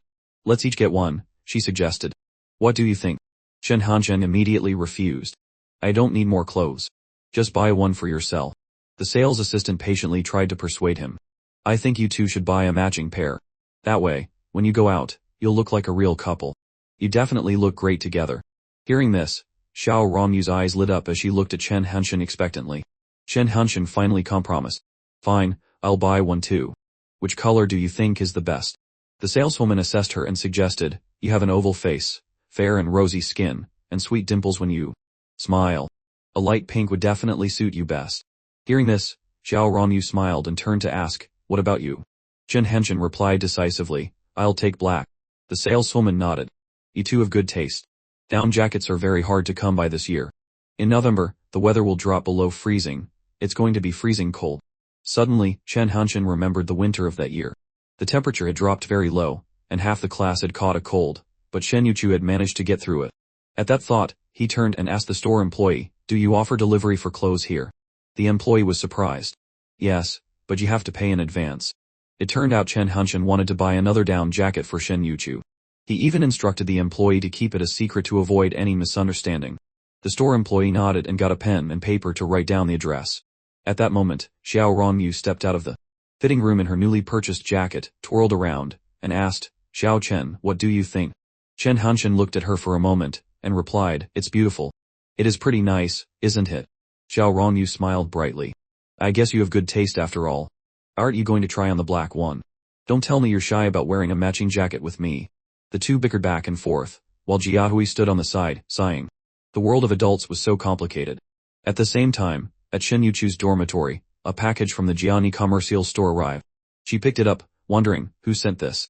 Opening it, she found a warm down jacket inside, along with a letter from Chen Hanshin.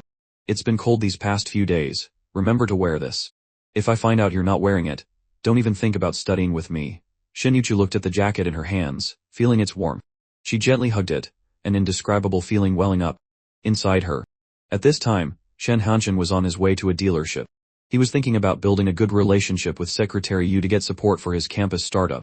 This would allow him to leverage the existing external relations department and open up a convenient path for publicity.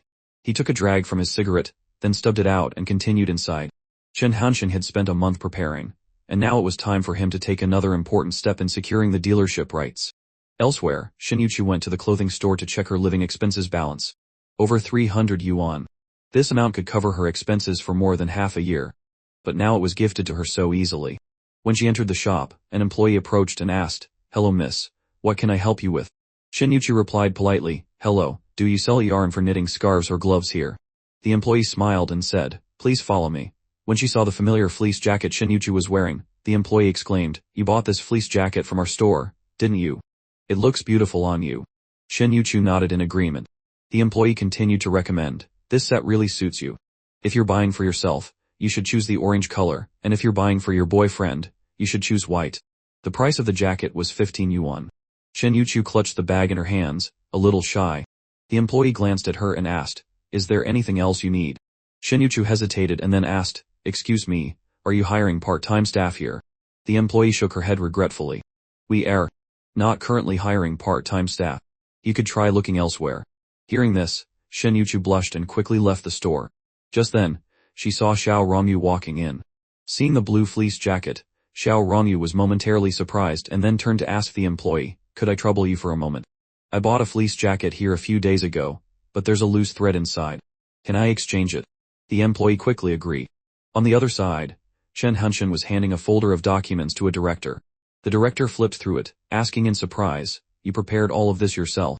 Chen Hanshin replied calmly, I spent a month preparing it. He then continued his presentation. As I understand it, Director Zheng's current agent only receives 70 packages a day. Meanwhile, our school in the Jiangling district has nearly 6,000 students. With this number of students, collecting only 70 packages a day is really not enough to meet the demand. Director Zheng thoughtfully lit a cigarette, considering the proposal. Chen Hanshin continued to analyze, the documents I gave you have it all written down clearly. The school has strong support, convenient transportation, and a large area. If we set up a distribution point right at the library, we can easily expand the market around the school area. Director Zhang stared at the documents in front of him. Chen Hanshin seized the opportunity and pushed further. You've been reading this document for over 2 hours, so you must be very interested. If everyone benefits, can I take over this agency position? Director Zhang looked at him for a long time, and then suddenly smiled. To be honest, this is the first time I've met a student with such professional competence. The data and regulations you've presented are all reasonable. I can't say no, because the feasibility of this proposal is very high. Chen Hanshan was thrilled to know he had achieved his goal. Director Zhang nodded. Congratulations, the position of agency manager is now yours. Sign the contract, and then I'll come to your school for a site survey. This is my phone number. From now on, we can contact each other at any time. Chen Hanshan clutched the phone in his hand, his heart filled with excitement. He quickly called his mother. Hello, who is this? Mom, it's me. Your son just bought a phone. My number is 1311. From now on, if you need anything, just call me. How much did this phone cost? Where did you get the money to buy a phone? A furious shout came from the other end of the line. Hello, Mom. Can you hear me? The signal is bad, I'll hang up first. Chen Hanshan's father turned and asked, whose phone was that? His wife replied with annoyance, who else could it be but your son? He just bought a phone without saying where he got the money, and then hung up. That boy really makes me worry.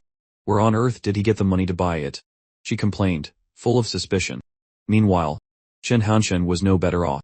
If there was one person in his life who was the most troublesome, it was his mother. After exchanging the clothes at the fashion store, Chen Hanshan immediately called Xiao Rongyu. Hello, who is this? It's me, Chen Hanshan. I just changed my phone number, remember to save it. Xiao Rongyu laughed. Little Chen, you changed your phone number and the first call you made was to me, right? Chen Hanshan teased, of course. I haven't even had a chance to call my mom yet. Alright, enough talk. I have to report to my mom for a bit. I was just letting you know. If there's nothing else, I'll hang up. Xiao Rongyu quickly stopped him. Don't hang up, little Chen, I discovered a big coincidence today. This afternoon, I saw a classmate wearing a jacket exactly like the one we bought the other day, except hers was a jade green color.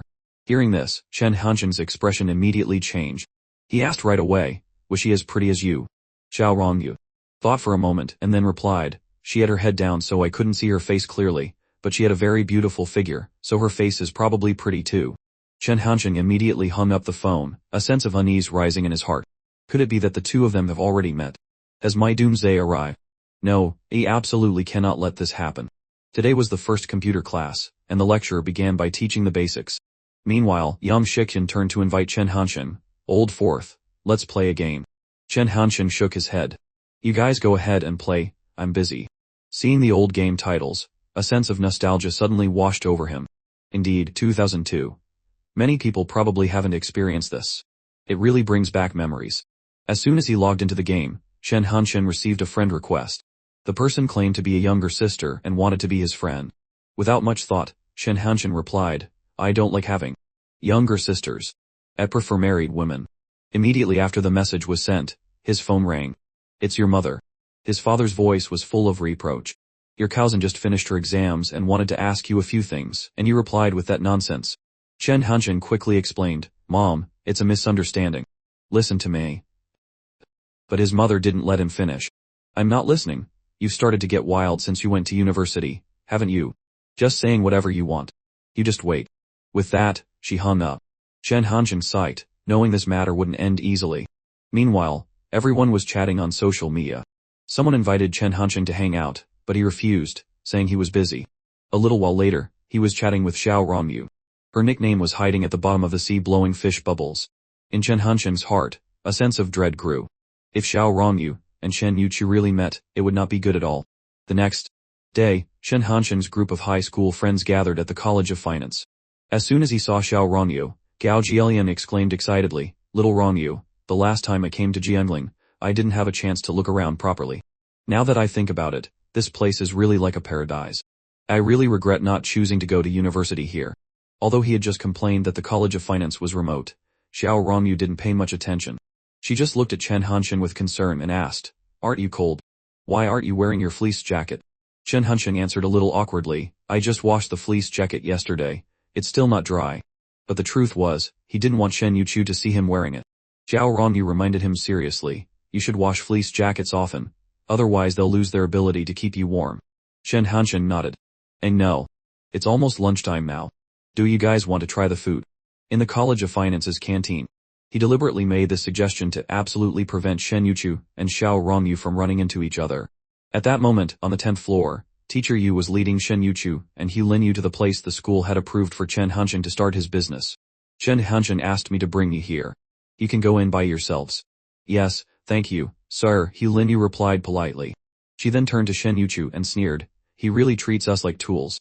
Just because he's treating us to roasted duck, he reluctantly agreed to let us help clean this place up. Meanwhile, Shen Hanshen and his group of friends were enjoying a barbecue.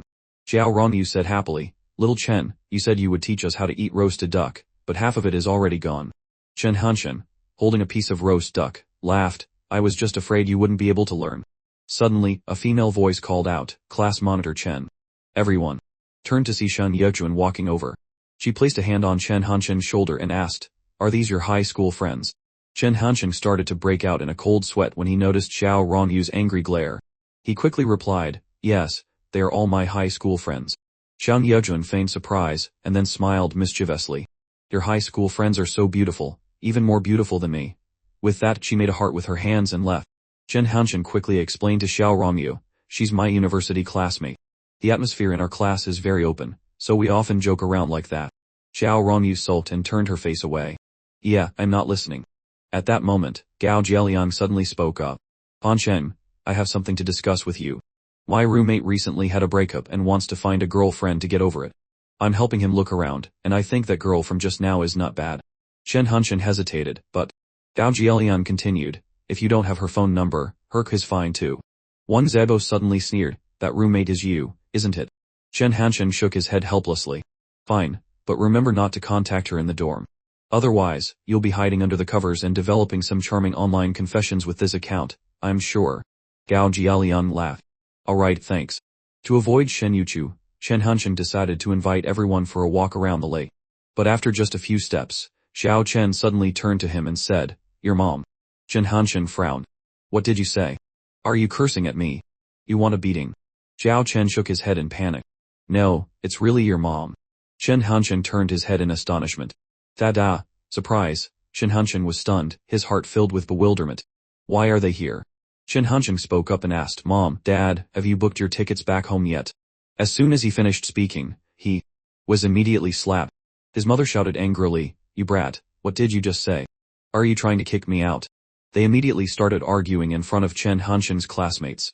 Faced with the tense situation, Xiao Rongyu spoke up, gently redirecting the conversation. Tai Lian, have you bought your tickets yet? If not, you should take your time and stay in Jiani for a few days before you go back, right? Hearing this, Shen Hanshen quickly chimed in. Yes, that's what I meant to. Mom, Dad, you haven't eaten yet, have you? Let me go buy some food for you. Shen Hanshen's mother was still angry, but out of respect for Xiao Rongyu, she reluctantly agreed to stay for a meal. After the meal, Shen Hanshen asked caringly, Mom, are you tired? Do you want to rest for a bit later, or go for a walk around the lake with us? His mother chose to walk around the lake. Wang Zebo suddenly spoke up, Little Chen, I remember this is a new phone model, right? At that moment Shen Hanshen's mother also remembered and asked her son, That's right, you still haven't said where you bought this phone and where you got the money. Shen Hanshen stammered for a moment, and then avoided the question. I just got it from a part-time job at a company for business purposes. But let's drop that. Let's go have some more fun. By then, it was already noon, and everyone was thirsty. Afterward, Shen Hanshen led everyone to the room that had been cleaned earlier. Shen Hanshen then said to Xiao Rongyu, Can you help me go buy some drinks? But Xiao Rongyu refused. Shen Hanshen's mother observed her son, her eyes full of suspicion. However, they couldn't just let him be the only one drinking. Use arrow up and arrow down to select a turn, enter to jump to it, and escape to return to the chat. So, Shen Hanshen took the initiative to treat the whole group. He gave money to Wang Zebo and told him, You and Xiao Rongyu go together. Don't let that Gao Jialiang guy take advantage of the opportunity. Afterward, Shen Hanshen led everyone back to the room that had been cleaned earlier. His mother looked pleased, and he breathed a sigh of relief when he saw no sign of Shen Yuchu. When Xiao Rongyu and Wang Zebo returned with drinks, Xiao Rongyu's attention was drawn to a potted plant in the room. She asked curiously, Xiao Chen, this plant is so pretty. Did that girl give it to you? Shen Hanshen was momentarily stunned, then laughed. Are you talking about Shen Yamran? Do you think someone with her temperament could raise this plant? Xiao Rongyu just shrugged and said nothing more. In the afternoon, everyone said their goodbyes. As evening approached, Shen Hanshen told his friends, You all head back first.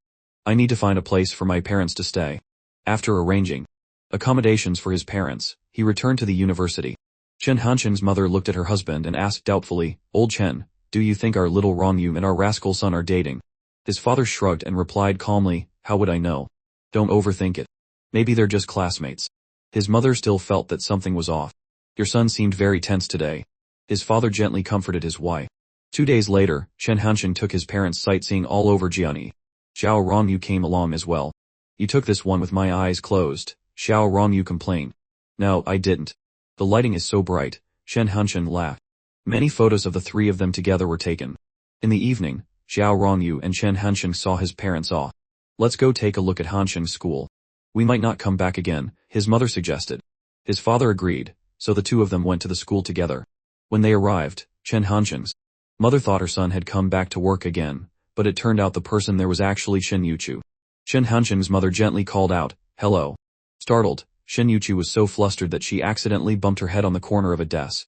Seeing the girl's adorable clumsiness, his mother couldn't help but think, what a lovely girl. She gently extended her hand towards Shen Yuchu. Come, sit here. Shen Yuchu quickly shook her head and stammered, No, it's okay, auntie. My hands are dirty. His mother laughed, her eyes full of affection. It's fine if they're dirty. You're helping Hansheng clean, aren't you? She asked for the girl's name, and when she replied, Shen Yuchu, she smiled. That's a lovely name. Noticing a smudge of dirt on the girl's face, she took out a handkerchief and gently wiped it away. There's nothing to be afraid of. Shen Yuchu was dazed, a warm feeling spreading through her heart. It seemed she was starting to take a liking to Chen Hansheng's mother. All right, it's very cold. You don't need to clean anymore. Hurry back and rest. Chen Hansheng's mother said comfortingly. Shen Yuchu nodded slightly, said goodbye, and left. As her small figure disappeared, his mother looked after her, then turned to old Chen and sighed, Is your son capable of two-timing? It's this cold, and that girl still came to help him clean. The next morning, Shen Hansheng met Shen Yuchu and asked, Did you come to clean again last night? She didn't deny it, just silently took a pair of gloves out of her bag and handed them to him. Aunt Liang. You met my mother. Why did she come back to the school from the hotel? Shen Hansheng asked in surprise. Shen Yuchu explained, Aunt Liang and Uncle Chen came together. She said her hands were cold last night. Hansheng was stunned and asked quietly, So you stayed up all night knitting these? I wanted to help you, so I knitted a pair to give to your auntie. At that moment, in the hotel room, Shen Hansheng's parents were talking with Xiao Rongyu. Isn't that right? During our few days in Jiani, my hands have been freezing. Little Rongyu even skipped class this morning to go to the Dongshan department store to buy me gloves. What about you? Shen Hansheng's mother turned to her son. Why Dongshan department store? You can buy them anywhere. Afterward, Xiao Rongyu said goodbye to his parents. Just then, Hansheng placed the knitted gloves on the table and said, These are the gloves Shen Yuchu stayed up all night to knit for you, Mom. Hearing this, his mother suddenly became angry. 2 days later, she had prepared winter gifts for both Shen Yuchu and Xiao Rongyu. Before leaving Ganshan, she spoke seriously to her son, I won't interfere with what you want to do. But I can't accept gloves from two different girls without giving them gifts in return. Peaceful days gradually returned for Chen Hansheng. One day, he placed a stack of documents on the table in front of Shen Yuchu and asked how is the data entry going. Shen Yuchu, still shy, turned her face away. Hansheng thought to himself, if only I had a computer, this would be much easier. Thinking of Donghai University, he was suddenly reminded of Xiao Rongyu. Maybe I can borrow one from her, and then find a way to return it under the guise of a sponsorship. With that thought, he called her. Xiao Chen, you haven't come to see me these past few days. I've been a bit busy lately, you know that. Xiao Rongyu pouted. I know, but I don't have any friends at school, and you don't even bother to visit. Chen Hansheng laughed. Alright, let's have dinner together tonight. Really? Of course, and I even have a gift for you. Hearing this, Xiao Rongyu was delighted. Xiao Chen, you rarely give me gifts. But why is it just an empty bag? Where's the gift? Chen Hansheng chuckled. The bag itself is the gift. I designed it myself, and it even has our company logo on it. It's environmentally friendly and can be used for shopping, eating out, or going to class. It's convenient, eco-friendly, and perfect for female students like you. Xiao Rongyu looked at him, her voice a little sulky. Can't you be a little more generous with me? Other girls' boyfriends give them lipstick or flowers, and you give me this paper bag. Hearing the word boyfriend, Chen Hansheng suddenly felt a rush of heat. He raised an eyebrow and teased her deliberately, so, are we a couple then? If so, let me touch you a bit to prove it.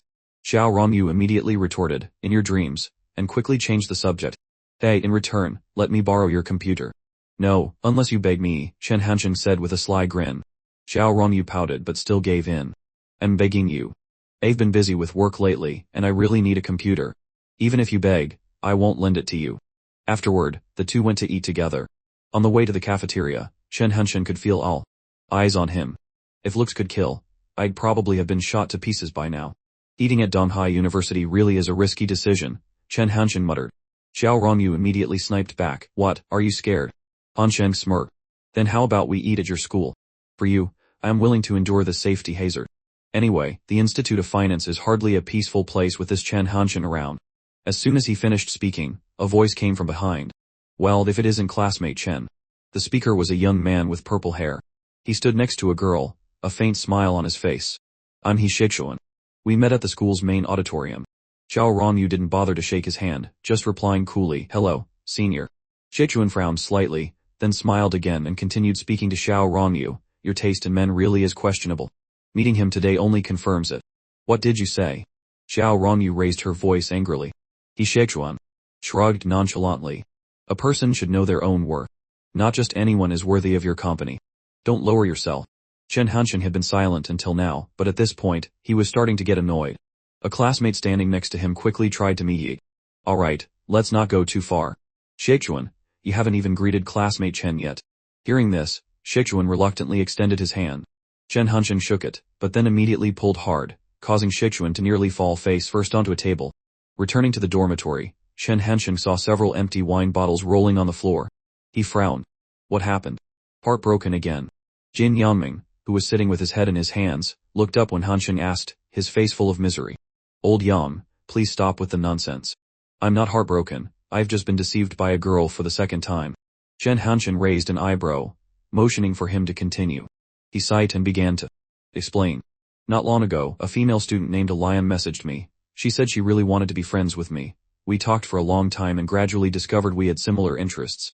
I thought we were a match made in heaven. And then, Hanshin asked. Jin Yanming laughed bitterly.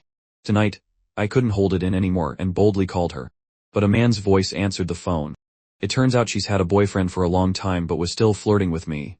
It's truly despicable. After speaking, Jin Yanming buried his head in his hands, sinking back into his sorrow. Chen Hanshin patted his shoulder comfortingly. One day, you'll meet a gentle, caring, kind, and generous girl. She won't care if you're ugly or poor, and she won't care about your phone or your money. Jin Yanming looked up, his eyes full of hope. Does a girl like that really exist? Chen Hanshin replied seriously, you might be able to find her, but she probably won't want you. Just then, Len Yu suddenly burst through the door, a look of panic on her face. Chen Hanshin, hurry to our classroom. Someone is fighting. Hanshin raised an eyebrow. Is it Chen Long again? Len Yu shook her head. No, it's some guys from outside the school hitting Yanran. In the classroom, a red-haired youth was yelling angrily, Yanran, you're dating me, yet you still have the nerve to seduce other men. I despise you. With that, he lunged forward, grabbed Yanran by the collar, and growled, from middle school until now, what have I ever done wrong to you? If you want to talk, then talk. Don't get physical, Yanran said coldly in the midst of the chaos. We already broke up yesterday. Her ex-boyfriend retorted angrily, you clearly lined someone else up before you dumped me. You found a side piece, so I naturally have the right to cheat too. Or even, hearing this, the red-haired guy flew into a rage, clenched his fists, and growled, you damn bitch, you still dare to talk back. Let's see if I don't beat you to death today. He then rushed forward, throwing a punch straight at Yanran's face. But in that instant, a powerful kick from behind sent him flying. The one who had intervened was none other than class monitor Chen Hanshin. The red-haired guy clutched his stomach, writhing in pain, and screamed, damn it, who dares to hit me? Chen Hanshin stood tall, his presence commanding, and replied coldly, what kind of dogs dare to cause trouble in my class? Don't you know this place is under my protection? He then turned to the male students in the class and questioned them sternly, our classmate is being beaten. Why are you all just standing there and not doing anything? Seeing Yanran's bruised face, Hanshin couldn't contain his anger and gave an order. Shi Kao, close the door and beat the dogs. Shi Kao immediately complied. The boys in the class quickly gathered around. If you dare to cause trouble here, you have to face the consequences. A roar went up, and a brawl erupted. In just a moment, all three of the red, blue, and yellow-haired guys were beaten so badly they couldn't fight back. Just then, the school security guards appeared, banging on the door and shouting, we're security. Is there a fight going on in here? Hearing this, Hanshin signaled for everyone to stop. When the guards entered, they were shocked to see the three intruders lying on the floor, their faces swollen and bruised. One guard said sternly, everyone who participated in the fight, immediately follow us to the security office. Chen Hanshin calmly stood up to face them. Wait a minute. Why are you in such a hurry to take people away without even asking what happened? We still have class. The guard shouted, you want to go to class after fighting. Just wait to be dealt with. Chen Hanshin replied coldly, I'm not going, and the whole class isn't going either. The guard was taken aback by his firm attitude. At that moment Chen Hanshin pulled Shan Ranran in front of them and pointed to the red handprint on her cheek. These outsiders stormed into our school, harassed a female student in my class, and even dared to slap her. If you want justice, then look. The 54 pairs of eyes in this classroom are all witnesses, and the handprint on her cheek is the evidence. Are you saying we shouldn't protect our friend when we see her being assaulted? He looked straight at the guard and continued, our College of Finance pays your salaries, and that includes her tuition fees. Now she's been beaten by hooligans, and yet you're protecting them. We are truly disappointed. Faced with Chen Hanshin's sharp reasoning, the guards fell silent. In the end, they dispersed the crowd, told the students to continue with their class, and took the 3 hooligans to the security office to be dealt with. The result was that all 3 were severely reprimanded before being sent back to their own school. Chen Hanshin stood behind, watching their retreating figures with a cold sneer. Daring to touch my people on my turf. Don't even dream of getting away with it. Just then, Shan Ranran walked over to him, gently lit the cigarette in his hand, and said softly, Thank you, class monitor. Chen Hanshin took a drag from his cigarette and replied nonchalantly, I didn't do it for you. I just found it an eyesore that someone was causing trouble for my class. If it had been any other classmate, I would have done the same. After saying goodbye to Shan Ranran, Chen Hanshin left, leaving the girl with a moved expression in her eyes. Entering the room, Shen Hanshin saw Shen Yuchu sitting in front of the computer. He glanced over and asked, How's your studying going? Shen Yuchu remained silent, stood up, and left, much to Chen Hanshin's bewilderment. He had a feeling she was deliberately avoiding him. Looking at the computer screen, everything seemed messy.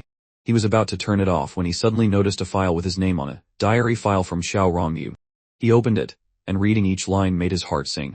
In the diary, she only remembered the bad things he had done, with no mention of him helping her with her luggage, treating her to meals, or buying her clothes. Why? Furious, Chen Hanshin slammed the laptop shut, but immediately after, a sense of unease washed over him. Could Shen Yuchu have read these lines? With her personality, she probably wouldn't touch someone else's things without permission. But what if she accidentally opened it? If she had read it, then why was she avoiding him? Chen Hanshin hesitated, planning to find a chance to ask her tactfully. He reached for a lighter to light a cigarette but couldn't find it after fumbling for a while. Suddenly, his phone vibrated with a message from Shan Ranran. I'm in a bad mood. Can you come down to the sports field and talk to me for a bit? He messaged back, It's late. Tomorrow. She replied immediately, I just want to find someone to talk to. I won't bother you for long. Chen Hanshin hesitated for a moment, and then agreed. These words sound so familiar, just like how Old Fourth was tricked before. At the sports field, Shan Ranran was waiting. Seeing Chen Hanshin, she smiled faintly. I thought you wouldn't come. He sat down next to her and replied nonchalantly, I'm the class monitor. When a classmate needs help, I can't refuse. Chen Hanshin put a cigarette to his lips, but she had already quickly lit it for him. Only then did he realize that his lighter was in her hand. Late. At night, the two of them drank together. Chen Hanshin was a little worried. If Xiao Rongyu found out about this, it would definitely be a lot of trouble. 1 can, then 2, then 3. He drank them all under Shan Ranran's watchful gaze. In his drunken state, he suddenly asked, Does it still hurt from being hit this morning? She smiled and shook her head. Thanks to you, I'm fine. Chen Hanshin raised an eyebrow. I did it for the sake of the class, not for you. No matter which classmate was being bullied, I would have done the same. Shan Ranran laughed, her eyes holding a deep meaning. If it had been Shen Yuchu, you probably would have chopped those guys into pieces, right? Seeing him not reply, she shook her head slightly, took another sip of her drink, and then slowly began her story. Did you know? The guy from this morning was my first love. She looked off into the distance, her voice tinged with nostalgia. We met in middle school. Both of our families were just ordinary merchants, and no one cared much about our studies. At that time, I had very little pocket money, but there were many things I wanted to buy, especially a mobile phone. She smiled faintly, but there was no joy in her eyes. He secretly took all of his New Year's money to buy me a phone. That night I was so happy. And I slept with him. Shan Ranran turned to look at him, her eyes tinged with a hint of sadness. Do you despise me a lot? Chen Hanshin was silent for a moment, and then replied, If you were truly in love, then it's understandable. Shan Ranran continued her story, her voice mixed with nostalgia. When we got to high school, we went to different schools. At first, I thought our love would last, but unexpectedly, a senior started pursuing me very enthusiastically. He always appeared at the right time and always gave me special attention. I was very happy, but I never agreed to be with him from beginning to end. She paused for a moment, smiling faintly, but It was a smile devoid of joy. Later, I wanted to surprise my boyfriend. Without telling him, I secretly went to his school, thinking I would surprise him. The result was that I saw him hugging and kissing another girl right on the street. The night wind blew gently, carrying a hint of chill. She smiled bitterly and continued, I was heartbroken, but then I thought it through. If he could cheat, then so could I. She turned to look at Chen Hanshin, her eyes holding a complex emotion. The result was that I got beaten. Do you think I'm a scumbag? Chen Hanshin looked at her and shrugged. A little bit of a scumbag, but it's also normal. Frieren smiled, a smile tinged with sarcasm. I originally planned to study peacefully and not get involved in relationships anymore, but then I met you. As she spoke, she leaned slightly, intending to rest on Chen Hanshin's shoulder, but before she could touch him, she was met with empty air. Chen Hanshin had already moved away. He said, calmly, I'm just a scumbag myself. We're not a good match. Frieren looked at him and curved her lips slightly. I know you're a scumbag, but can you be a scumbag with me just once? Chen Hanshin frowned. Her words made him feel a little strange. She continued, the person you love will forever be Shen Yuchu. I promise I won't compete with her. Just give me a little bit of your spare time, that's enough for me. Faced with this barrage of flirty words, Chen Hanshin remained calm. Stop acting. If I'm a scumbag, then my tricks are definitely no less than yours. He stood up, stretched, and said, it's late. Go back and get some rest. Frieren watched his retreating figure and whispered to herself, no matter what, as long as I can see you, I feel at ease. So I will try. Chen Hanshin didn't turn back, just replied coldly, suit yourself. On his way back, Chen Hanshin happened to run into Shen Yuchu. As usual, she was a little shy when facing him. The night was a bit cold, and her cheeks were rosy. She was holding a scarf in her hands. Seeing her shivering from the cold, Chen Hanshin walked over and gently pinched her cheek. It's so cold, why are you still standing here without saying a word to me? Pinched, Shen Yuchu pouted and held out the scarf to him. You needed this. Chen Hanshin raised an eyebrow slightly. You were avoiding me because of this. She lowered her head awkwardly and replied, I didn't mean to. Chen Hanshin leaned in closer, his voice a little teasing. Were you trying to surprise me? With that, she buried her face in the scarf, trying to hide her embarrassment. Here, let me put it on myself. Chen Hanshin chuckled softly, and then walked with her along the path back to the dormitory. The next day, when he entered the classroom, Chen Hanshin saw both Shen Yuchu and Frieren were present. He frowned and asked, why are you here? Frieren replied nonchalantly, I want to work overtime here. Chen Hanshin raised an eyebrow. Are you short on money? Frieren smiled, narrowing her eyes at him. No, I'm short on love. Chen Hanshin smirked and said nothing, but Linyu, who was beside him, couldn't help but speak up. Why are you here? Frieren shrugged. If you can be here, why can't I? Linyu glared at her angrily, but Frieren paid her no mind.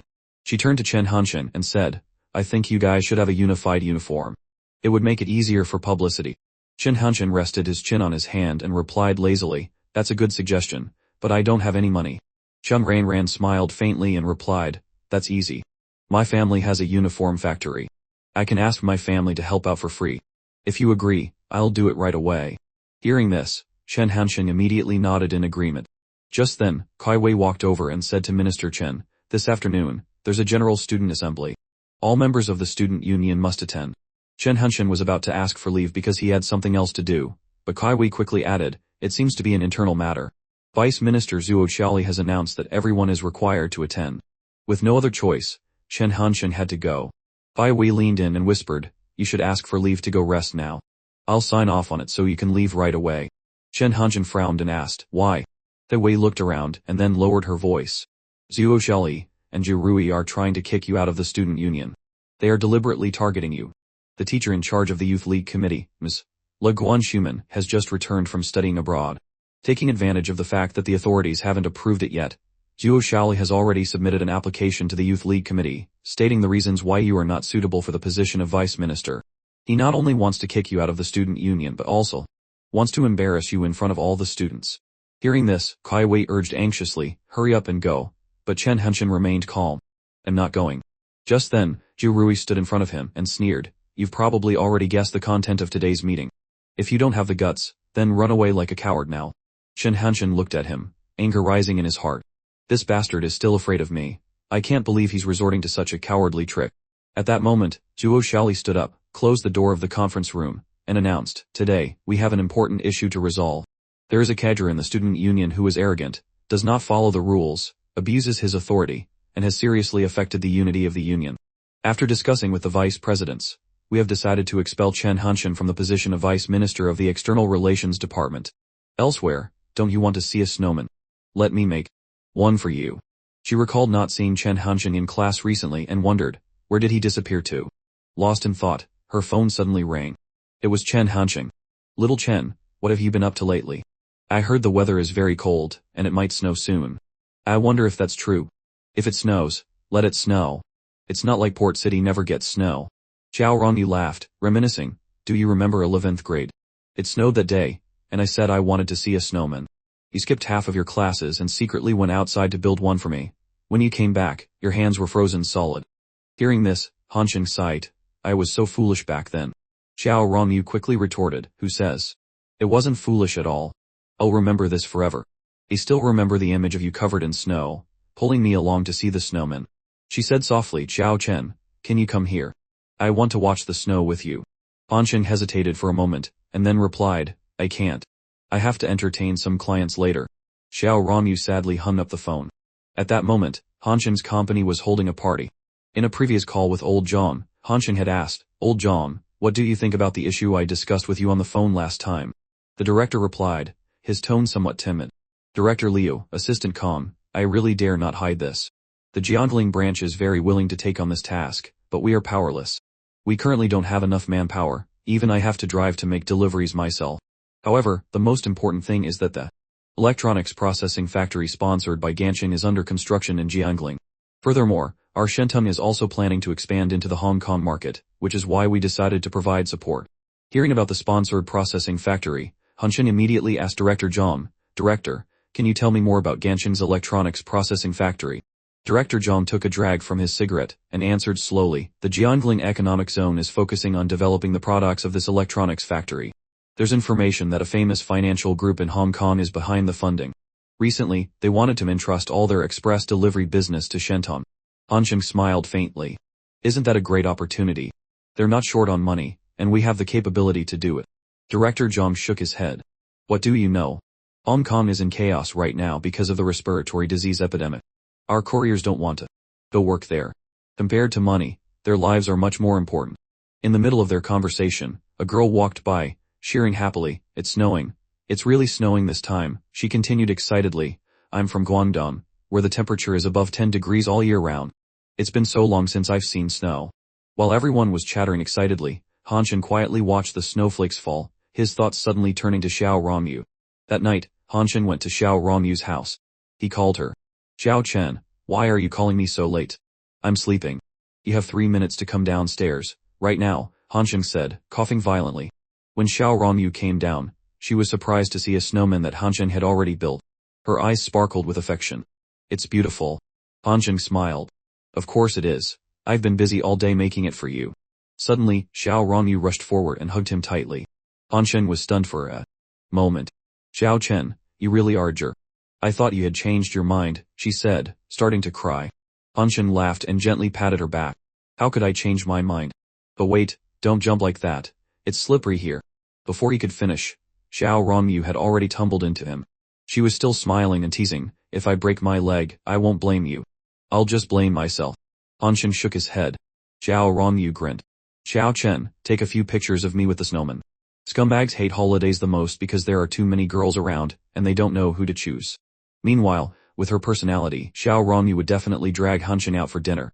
As for Shen Yuqiu, she seemed to have little interest in Western holidays. Suddenly, Hanshin's phone rang. It was Xiao Rongyu. Shen Hanshin, do you know your snowman made me cry? Yeah, that's my fault.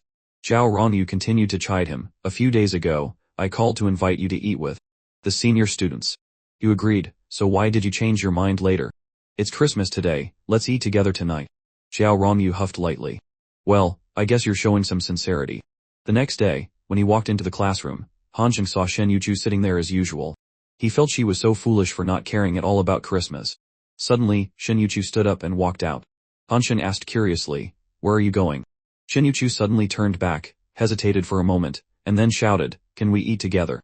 Hanshin was completely surprised. This was the first time Shen Yuqiu had taken the initiative to ask him out to eat. He was on the phone with Xiao Rongyu. She asked, Xiao Chen, where should we eat? Seeing this, Shen Yuchu waved her hand, feigning indifference. It's fine if we don't eat. You do what you have to do. Then she quickly took an apple out of her bag, and handed it to him. This is for you. Hanshin was surprised. Christmas apple for me. Shen Yuchu didn't deny it. Moved by her gesture, Hanshin decided to respond. Alright, let's go. What do you want to eat tonight? Shen Yuchu excitedly suggested. Can we have hot pot? She even offered to pay since she had just gotten her salary. Hanshin smiled. It's the same whoever pays. Just then, his phone rang. It was Xiao Rongyu. Where are you now? I'm ready. Xiao Chen hesitated, but before he could answer, Xiao Rongyu continued, You're not planning on standing me up, are you? Hanshin quickly reassured her. I'm in the dorm, wait for me a bit. I'm not coming, I'll just be late. Xiao Rongyu warned, This is the last straw. Don't you dare lie to me again. Meanwhile, Shen Yuchu was bringing out the hot pot, and asked curiously, What are you looking at? Hanshin quickly covered it up. Oh, just war. But he thought to himself, eating 2 dinners will probably kill me from being too full. While he was being intimate with Shen Yuchu, his mind was distracted by the image of an angry Xiao Rongyu waiting for him. Startled by the realization that it was getting late, Hanshin quickly said goodbye to Shen Yuchu and rushed to meet Xiao Rongyu. Only 4 minutes left, can I make it? When he arrived, he was so tired he felt like throwing up, panting heavily. Hanshin, I'm sorry. I was too busy. Xiao Rongyu looked at him with some sympathy. You must have been really busy. Suddenly, her eyes fell on the apple in Hanshin's hand. Is this the apple you're giving me? Hanshin froze. In his rush, he had brought the apple Shen Yuchu had given him. Having no other choice, he nodded. Xiao Rongyu snatched the apple and laughed. You thoughtless oaf. But at least you remembered to give me a Christmas apple. I'll forgive you for being late for now. Hanshin breathed a sigh of relief and asked, What do you want to eat tonight? Unexpectedly, Xiao Rongyu also chose hot pot, just like Shen Yuchu. He felt a little guilty. Rongyu noticed his strange expression and asked, What's wrong? Don't you want to eat? He quickly replied, Of course I do. I just ran here so fast I'm a little nauseous. In reality, he was so sick of hot pot he never wanted to see it again. Just then, Xiao Rongyu handed him a gift. A Christmas present for you. I wasn't going to give it to you, but you've been behaving pretty well today, so I decided to. Hanshin opened the gift box and, seeing the pink item inside, wondered why she would give him this collar. But he didn't ask further, just took the gift and quickly went to find Shen Yuchu to give it to her. A Christmas present for you. Shen Yuchu happily accepted it. Thank you. Seeing her happy, Hanshin felt relieved and went back to his dormitory. As soon as he walked into the room, he was stunned to see Jin Yanming's group eating hot pot. He couldn't take it anymore, immediately ran to the bathroom, and threw up everything. Damn Christmas. The next day, in class, Hanshin was dozing off. Next to him was Shen Yuchu. She poked him awake with a pen. Ave highlighted the important parts. You should study them. But Hanshin wasn't interested and continued to sleep. Shen Yuchu persistently poked him a few more times. Annoyed, he sat up. What are you doing? Poking me all the time. She read seriously, Economics is the study of economic activities, creation, and transformation of reality. Hanshin felt a headache coming on. This lesson is so long-winded. How am I supposed to get 60 points on the exam? Shen Yuchu smiled. If you deliberately skip a few important questions on the test, you can get exactly 60 points. Hanshin asked, Do you want to come to my house for the winter break this year? Shen Yuchu looked blank for a moment, then shook her head and replied, I have to go back to my grandmother's. Her health isn't good, so I have to go back and take care of her. Hanshin asked curiously, Do you live with your grandmother? Shen Yuchu nodded, a hint of sadness in her eyes. Yes, my parents passed away early, and my grandmother raised me. She doesn't work to earn money, but she won't eat delicious food, always saving it for me. I can't bear to eat it either, she said with a faint smile, trying to hide her emotions. I saved up quite a bit of money this time, so I want to go back early and buy lots of good food for my grandmother. Hanshin asked again, How long does it take to get from Jiania to your home? It takes a long time, probably about 30 hours. Hanshin looked at Shen Yuchu thoughtfully. He guessed that this girl would definitely not be willing to buy a sleeper ticket, so he said, Give me your ID card. Shen Yuchu was confused, but before she could understand, Hanshin gently pinched her cheek and said with a smile, Let me buy the tickets for you. Thinking about having to call home to report, Hanshin took out his phone to call his mother, telling her he would be back late. Meanwhile, he looked at the photo on Shen Yuchu's ID card and laughed. You were so chubby before. The holiday finally arrived. Hanshin called Xiao Rongyu. Sorry, something came up at my job, so I can't go back with you. I'll come to your house for New Year's greetings during the Spring Festival. On the other end of the line, Xiao Rongyu laughed. That's fine, but don't you break your promise. After the call, Hanshin met up with Wang Xiaobo. His friend asked curiously, didn't you say you were going on a trip through Sichuan? Why don't you have any luggage with you? Hanshin shrugged. I've already packed. It's at the startup base. Just then, Shan Yamran appeared. Hansheng, can you come over and help for a bit? He nodded in agreement. When they got there, Yamran introduced, Mom, this is the person I told you about. He's Chen Hansheng. Yamran's mother nodded in thanks, then got in the car and left. Wang Zebo watched her go and then said to Hanshin, this is the girl you wanted me to meet. She's clearly far inferior to little Rongyu. Hanshin just smiled and walked away. Wang Zebo called after him, hey, are you tired of fancy banquets and want a change of pace? Maybe she's well off too, but little Rongyu is no slouch. He continued to ramble on, forcing Hanshin to cut him off. Alright, you get some rest. I really don't like her. Wang Zebo laughed. I knew it. At this moment Hanshin introduced Shen Yuchu to Wang Zebo. This is my friend, Wang Zebo. Shen Yuchu was a little shy. Hello. Wang Zebo replied cheerfully, hello, classmate. Hanshin continued, this is my childhood friend. Hearing this, Shen Yuchu's eyes widened as she looked at Wang Zebo. Wang Zebo, who was in the middle of drinking water, spat it all out, making Hanshin laugh. Are you performing a magic trick, spitting water from your nose? Then he introduced, this is Shen Yuchu. She's the one I wanted you to meet. Wang Zebo was surprised. I'm Xiao Chen's classmate from childhood. We've played together since we were kids. Shen Yuchu's eyes widened. Wang Zebo pulled Hanshin to a corner and whispered, you dog, why do you always have to embarrass me? Hanshin grinned. She's not an outsider, don't mind it. Wang Zebo was even more surprised. Not an outsider. Then what about little Xiao Rongyu? Xiao Chen, we need to have a serious talk. Hanshin replied nonchalantly, this time, while traveling through Sichuan, I'll conveniently visit Shen Yuchu's home. She has a cousin. If you stop talking nonsense, I'll introduce you to. Wang Zebo immediately changed his tune. Actually, whether it's a cousin or a sister doesn't matter. I'm mainly just here to see the scenery of Chuanyu. The three of them arrived at the train station, and Shen Yuchu looked at them in surprise. Are you two really going? Shen Hanshin shrugged. We have to go anyway. Isn't it better to go a little early? Shen Yuchu said nothing more. When she boarded the train, it was the first time she had seen a sleeper car, and her eyes lit up like stars. She quickly went to try sitting on it. Shen Hanshin looked at her and teased with a smile, are you afraid the train's movement will make the bed collapse? Shen Yuchu shook her head. No, it's just that it's too expensive. Shen Hanshin laughed. What's there to be afraid of? We'll even be taking airplanes in the future. The train began to move. Wang Zebo looked out the window, Shen Hanshin read a magazine, and Shen Yuchu was engrossed in a book. Shen Hanshin asked, why are you always reading this? Shen Yuchu replied, my English is a bit poor. Shen Hanshin was curious. What was your English score on the college entrance exam? Shen Yuchu fell silent. Shen Hanshin continued, go on, it's fine even if it was a 0. No one here is going to laugh at you. Shen Yuchu lowered her head and said softly, 0. On the day of the English exam, my grandfather passed away. He stayed home with my grandmother. Hearing Shen Yuchu's words from outside, Shen Hanshin quickly ran out. Go away, Wang Zebo. Go get some hot water and make 3 bowls of noodles. When he returned to the room, he asked, are you thinking about your grandfather? She nodded slightly. Yes. As Chen Hanshin was gently comforting her, the door suddenly opened and Wang Zebo walked in, followed by a girl. Little Chen, this is Huang Hui, a 4th-year student from Sothon University of Science and Technology. She's on the same train as us. Chen Hanshin glanced at them and said, you two go ahead and talk. I'm going to take a nap.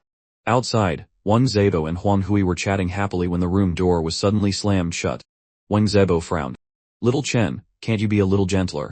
Chen Hanshin stormed out, his face full of anger.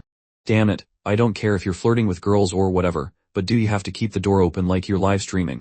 With that, he walked off, leaving the two of them standing there dumbfounded. Huang Hui laughed. Your friend seems to have a bit of a temper, doesn't he? It seems you're a little afraid of him.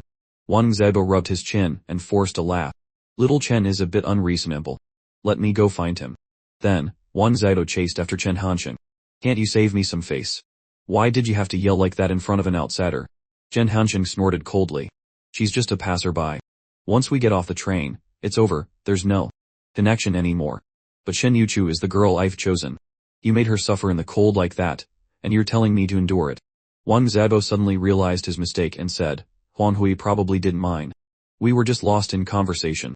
To make up for it, I'll treat you two to dinner tonight. I wonder what the food on the train is like. I saw they had chicken legs this afternoon. Shen Hanshin, taking a drag from his cigarette, replied, don't I know what kind of person you are? When the meal was served, Wang Zebo was excited. See, I told you they had chicken legs. Even though it's fast food on a train, the taste is acceptable. At that moment, Chen Hanjing's phone received a message. The girl sitting next to him suddenly asked, "What school do you go to?" "Jiangling College of Finance and Economics." The girl nodded. "That's part of Jiangling University, right? I've been there once, the environment is very good. I regretted not applying there that year." Then, Hanshin felt that this girl's way of talking suited Wang Zebo perfectly and smiled. "I thought that school was too bad, so I dropped out to start my own business." The girl nodded. "Perhaps your decision was right. As a boss, all you need to know is how to use a laptop and a phone. The College of Finance used to be good, but it's gone downhill now." Chen Hanshin smirked. "But I think it won't be long before the principal calls me back to school, so for now, I'm still a student at the College of Finance." The girl was surprised, at a loss for words. The train traveled through the night. The next morning, the girl got off, bidding everyone farewell. Chen Hanshin looked at Wang Zebo and asked, "Are you still feeling regretful?" Wang Zebo didn't deny it. "I wanted to ask for her Weket. I'll add her after I get back to Port City. Since we'll both be in Jiani in the future, having one more friend means one more connection." Chen Hanshin laughed, thinking that Wang Zebo was just being a simp. At that moment, Shen Yuchu brought over some noodles. "Thank you. Sorry to trouble you." They finally got off the train and continued their journey in a rickety merchant shuttle. The weather in Chuanyu was very cold, with even a bit of snow. The three of them walked silently through the night. Little Chen asked, "How much longer until we get there?" Wang Zebo replied, "It should be soon. We'll probably meet Shen Yuchu's cousin in a bit." As soon as he mentioned her, a small child quickly ran out. Chen Hanshin and Wang Zebo were both stunned. "See? I didn't lie to you, did I? There's another younger sister. I'll introduce you to her later. How can you deceive me like this without your heart itching?" Wang Zebo glared. Shen Yuchu bent down and asked the little girl, "Where's Grandma?" The little girl replied, "Grandma is standing at the entrance of the alley." She introduced herself to the two of them. "My name is Shen Ningning, I'm my uncle's daughter. You can just call me Inning." Shen Hanshin greeted her cheerfully, "Hello." But before he could say anything more, the little girl suddenly ran off. "You're already so ugly, and you had to close your eyes, you scared the poor girl away. I haven't even said anything yet, you're clearly the one who scared her." Just then, Shen Yuchu's grandmother walked over. "You're back." Shen Yuchu hurried over to support her. After they went inside, Shen Yuchu introduced them. "Grandma, this is Chen Hanshin, and that's Wang Zaibo. They are both my classmates." Wang Zaibo greeted her, "Hello, Grandma. It's my first time meeting a parent, so I'm a little nervous." Shen Hanshin laughed.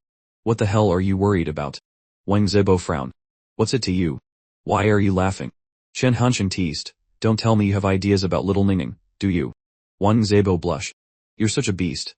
As soon as he finished speaking, Shen Hanshin burst out laughing with delight. "You damn dog, what are you barking about?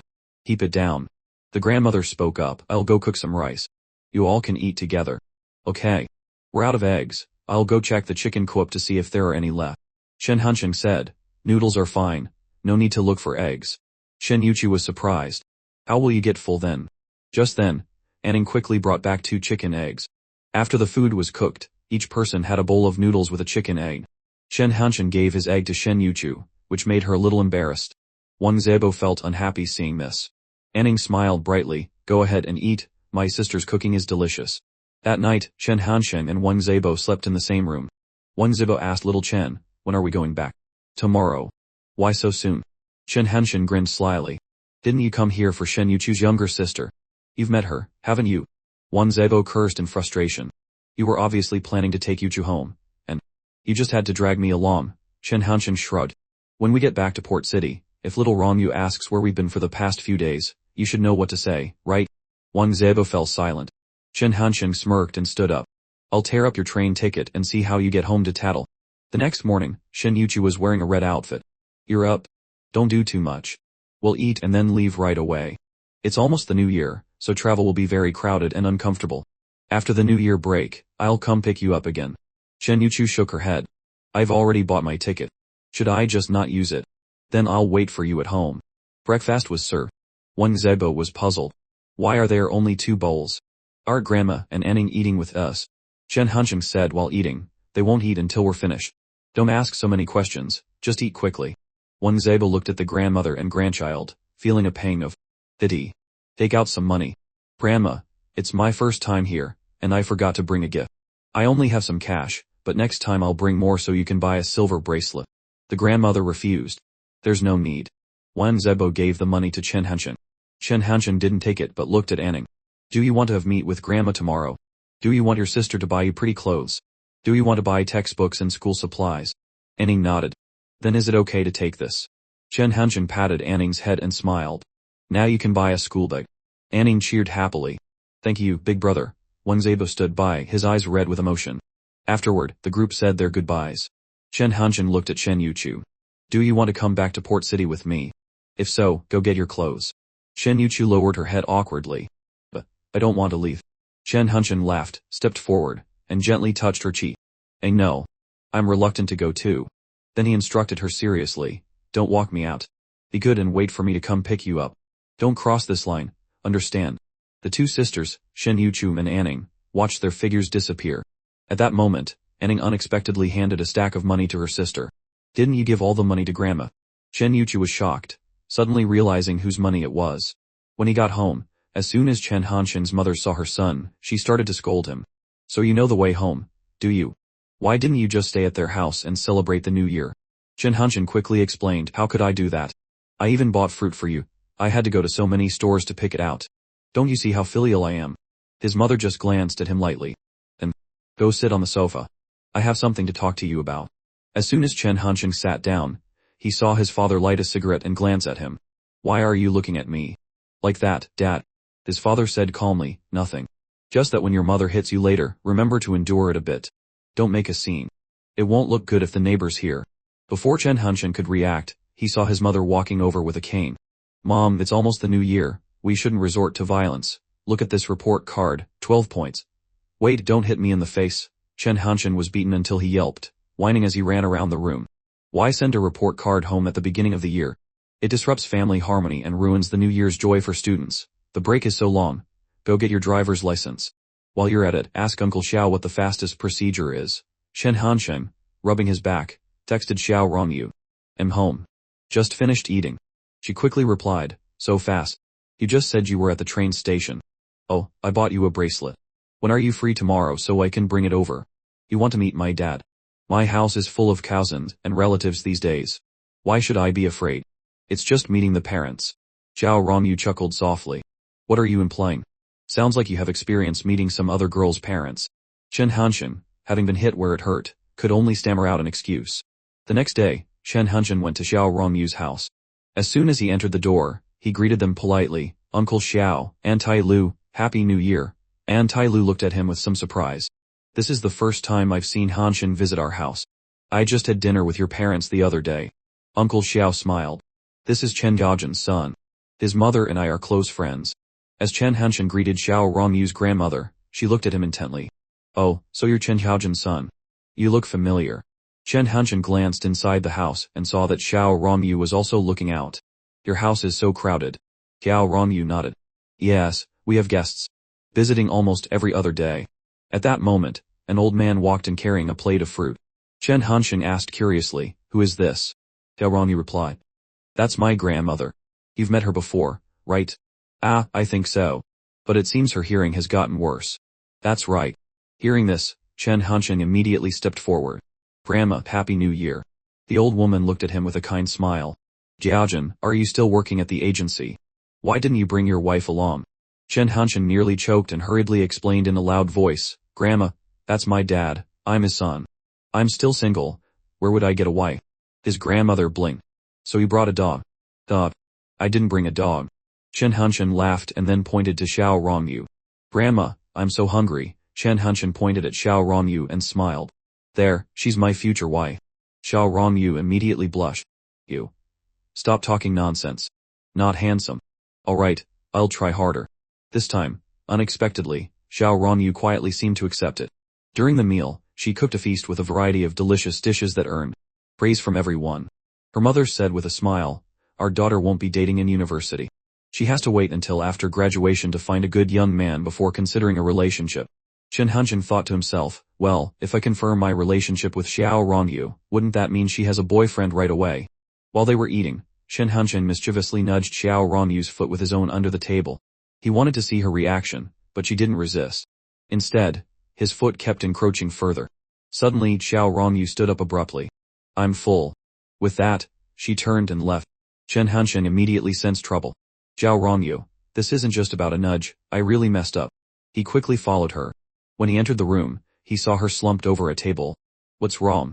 I was just joking. Xiao Rongyu lifted her head, her eyes brimming with tears. Who gave you permission to joke like that? Xiao Rongyu's parents, standing outside. Overheard, but she quickly covered it up. It's nothing, everyone, please continue eating.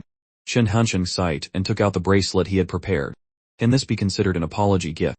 Xiao Rongyu, still angry, turned her face away. Hansheng then changed tactics, smacking his lips. You should get out of here. It's not good for a man and a woman to be alone in a room. Xiao Rongyu gritted her teeth. Then let me bite you. It's winter now, the clothes are too thick. Let me owe you until summer, okay? Hansheng stuck out his tongue. This is the spot with the most blood. Boats, I mean the softest spot. You can bite here. Xiao Rongyu angrily slapped his shoulder lightly. You hooligan. Finally she agreed to go outside. So sorry, I made everyone worry just now. Xiao Rongyu's father glanced at Chen Hansheng. He felt this kid was truly shameless, daring to make his daughter cry, but on second thought, he was also quite skilled. He managed to pacify her in an instant. After the meal, they all decided to go out. Let's go find some classmates, and we can bring my little brother along. Xiao Rongyu's younger brother cheered. I want to go too. Chen Hansheng ruffled the boy's hair. Alright, but get ready quickly. If we're not fast, the internet cafe will be full. There's a rather grand-looking internet cafe north of Gancheng Square. We were thinking of checking it out. The boy's mother immediately stopped him. No, my son is not allowed in an internet cafe. Xiao Rongyu also found it strange. If you want to play games, you can just use my laptop. Why go to an internet cafe? Chen Hansheng smirked. Actually, I just don't want to bring along a third wheel, so I said that on purpose. Xiao Rongyu glared at him. You're so cunning. I'm just being modest. Afterward, the two of them went to a pub together. Gao Jielian looked tired. Hansheng raised an eyebrow. You look a little worn out. What's wrong? Just got your heart broken. Gao Jielian tapped his beer glass lightly. Don't make wild guesses. I don't even know what love is, so how could I be heartbroken? Meanwhile, their classmates were chatting excitedly. I heard someone just died in the lecture hall at our school. It's so scary. At my school, a senior got pregnant unexpectedly, and the guy refused to take responsibility. The guidance counselor in my class is a total pervert. Whoever is the prettiest in the class gets to be the monitor. After listening, Chen Hansheng felt that everyone's university life was quite eventful. At that moment, Wang Zebo came over with a big grin. Xiao Chen, I just went to the internet cafe this morning and added Huan Huiyang. Hansheng shot him a look. Would it kill you to wait a bit? You should have at least waited until you were back in Jiani to add her. You've lost all initiative now. Wang Zebo shrugged. But she was very enthusiastic. She accepted my friend request right after I sent it. Hansheng nodded. And then, we chatted for a few sentences, then she said she was going to take a shower. And after the shower, Wang Zebo sighed. I watched a movie while waiting for her message. I waited until my account ran out of money, and she still hadn't replied. Just then, a young man with blonde hair unexpectedly came over, his voice full of anger. Damn it, can you people stop laughing? The whole room is trying to rest, and you guys are the loudest. One of the group laughed coldly, refusing to back down. What's the big deal if we laugh? This is a pub, is laughing forbidden in here? The blonde guy was stunned, not expecting to be talked back to. At that moment, a cigarette ash unexpectedly fell at his feet. Looking up, he saw class monitor Chen Hansheng slowly walking down the stairs. Hansheng's face was cold, his voice booming with authority. Gan Wei Li, you want to show off again? Have you forgotten you were almost beaten to death at the school gate? Jian Wei Li's face flushed with anger, but before he could speak, a strange voice cut in. Stop. The newcomer looked at Hansheng, his voice calm. Hansheng, you're on break but you didn't go home. Hansheng snorted. Jian Wei you better not side with your foolish little brother, or you'll get yourself beaten to death one day and not even know it. Someone nearby asked curiously, what's going on? Do you two know each other? Wang Zebo interjected to explain. Do you guys remember that incident from before? Xiao Chen once helped someone who was being ambushed at the school gate. That person was Jian Wei Li. He used to be in university but dropped out to become a gangster, and his brother, Jian Wei Yu, is no good either. His nickname is a long spear. Another person asked in surprise, who won the fight at the school gate in the end? Wang Zebo smirked. Of course it was Xiao Chen. He fought like a maniac that day, almost crippling Jian Wei Li. I couldn't stop him, and even the head of security was helpless. In the end, Jian Wei Yu had to bring 3 other people to pull Xiao Chen off. Xiao Rongyu didn't know about this, but the girl next to her remembered it clearly. That incident shook the whole school. Hansheng almost got his points deducted, but for some reason, it was eventually dropped. Gao Jialian asked curiously, so who was the girl who was saved that day? A friend quickly replied, she was in 11th grade before, now she's in 12th. Her name is Luo Xuan, she's my neighbor. Her academic performance is excellent, but she only applied to the Jiani Institute of Finance and Economics. Her mother was very upset about this. The girl next to Xiao Rongyu was shocked. Wait, isn't the Jiani Institute of Finance and Economics the school Chen Hansheng is attending? Doesn't that mean she followed him all the way to the same university? This is getting interesting. Meanwhile, outside the pub, John Wei Li was talking to his brother. Why are you still talking to that guy? You know I have a grudge against him. John Wei Yu replied calmly, he's a university student now, and that group just now were all students. John Wei Li huffed, what's so great about being a student? Do you believe I can earn $1 million in the future? Do you believe I'll succeed? John Wei Yu looked at his younger brother and repeated a single sentence. You were beaten by a student. Wei Li clenched his fists, his tone full of resentment. I know, I was beaten by a student. You don't need to remind me of this humiliation. His older brother chuckled softly and handed him a piece of paper. This is his phone number. When you get to Jiani, give him a call. He said he'd show you a path. Wei Li frowned. What can a student do? He's all talk. But John Wei Yu didn't think so. A plan was slowly forming in his mind. At this point, Xiao Rongyu was angry with Chen Hansheng again. You didn't just bring back trouble, you added fuel to the fire. Gao Jialian jeered. Congratulations, next year you'll get to be in the same place with all the pretty junior girls. Hansheng replied nonchalantly, next year I'll be a sophomore, of course there will be many junior girls. Hearing Gao Jialian's teasing, Xiao Rongyu's expression soured slightly. Chen Hansheng was suddenly reminded of the past, and then Xiao Rongyu spoke up. Gao, are you getting impatient now? Of course not. I don't even know who that girl is, so how could I be waiting for her? In the future, if I'm looking for a girlfriend, I'll definitely use Little Rongyu as the standard. How can Luo Xuan compare to Little Rongyu? What are you talking about, lol? A friend said with a disgusted look at Chen Hansheng's teasing. Gao Jialian joined in. Little Rongyu is the super beauty of our school. Chen Hansheng, stop sitting there acting like a hooligan. Hearing this, Wang Zebo suddenly felt that might not be entirely true. That evening at Chen Hansheng's house, the atmosphere of the 2003 New Year was joyful and lively. The familiar questions of the new year were asked again. Hansheng, is university hard? Hansheng, do you have a girlfriend yet? Hansheng, your little cousin has a ton of homework. When you're free, come over and help her.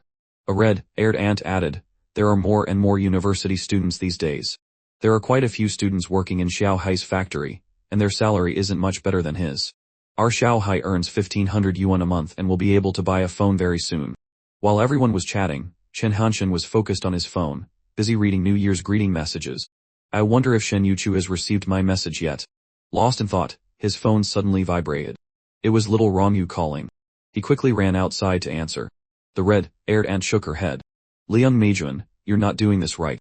Chen Hansheng is still young and already has a phone. That will foster a taste for vanity and extravagance. Then, Hansheng's mother replied gently, Old Chen and I still use a landline. He bought the mobile phone himself with money he earned from a part-time job at school. He even gave us red envelopes.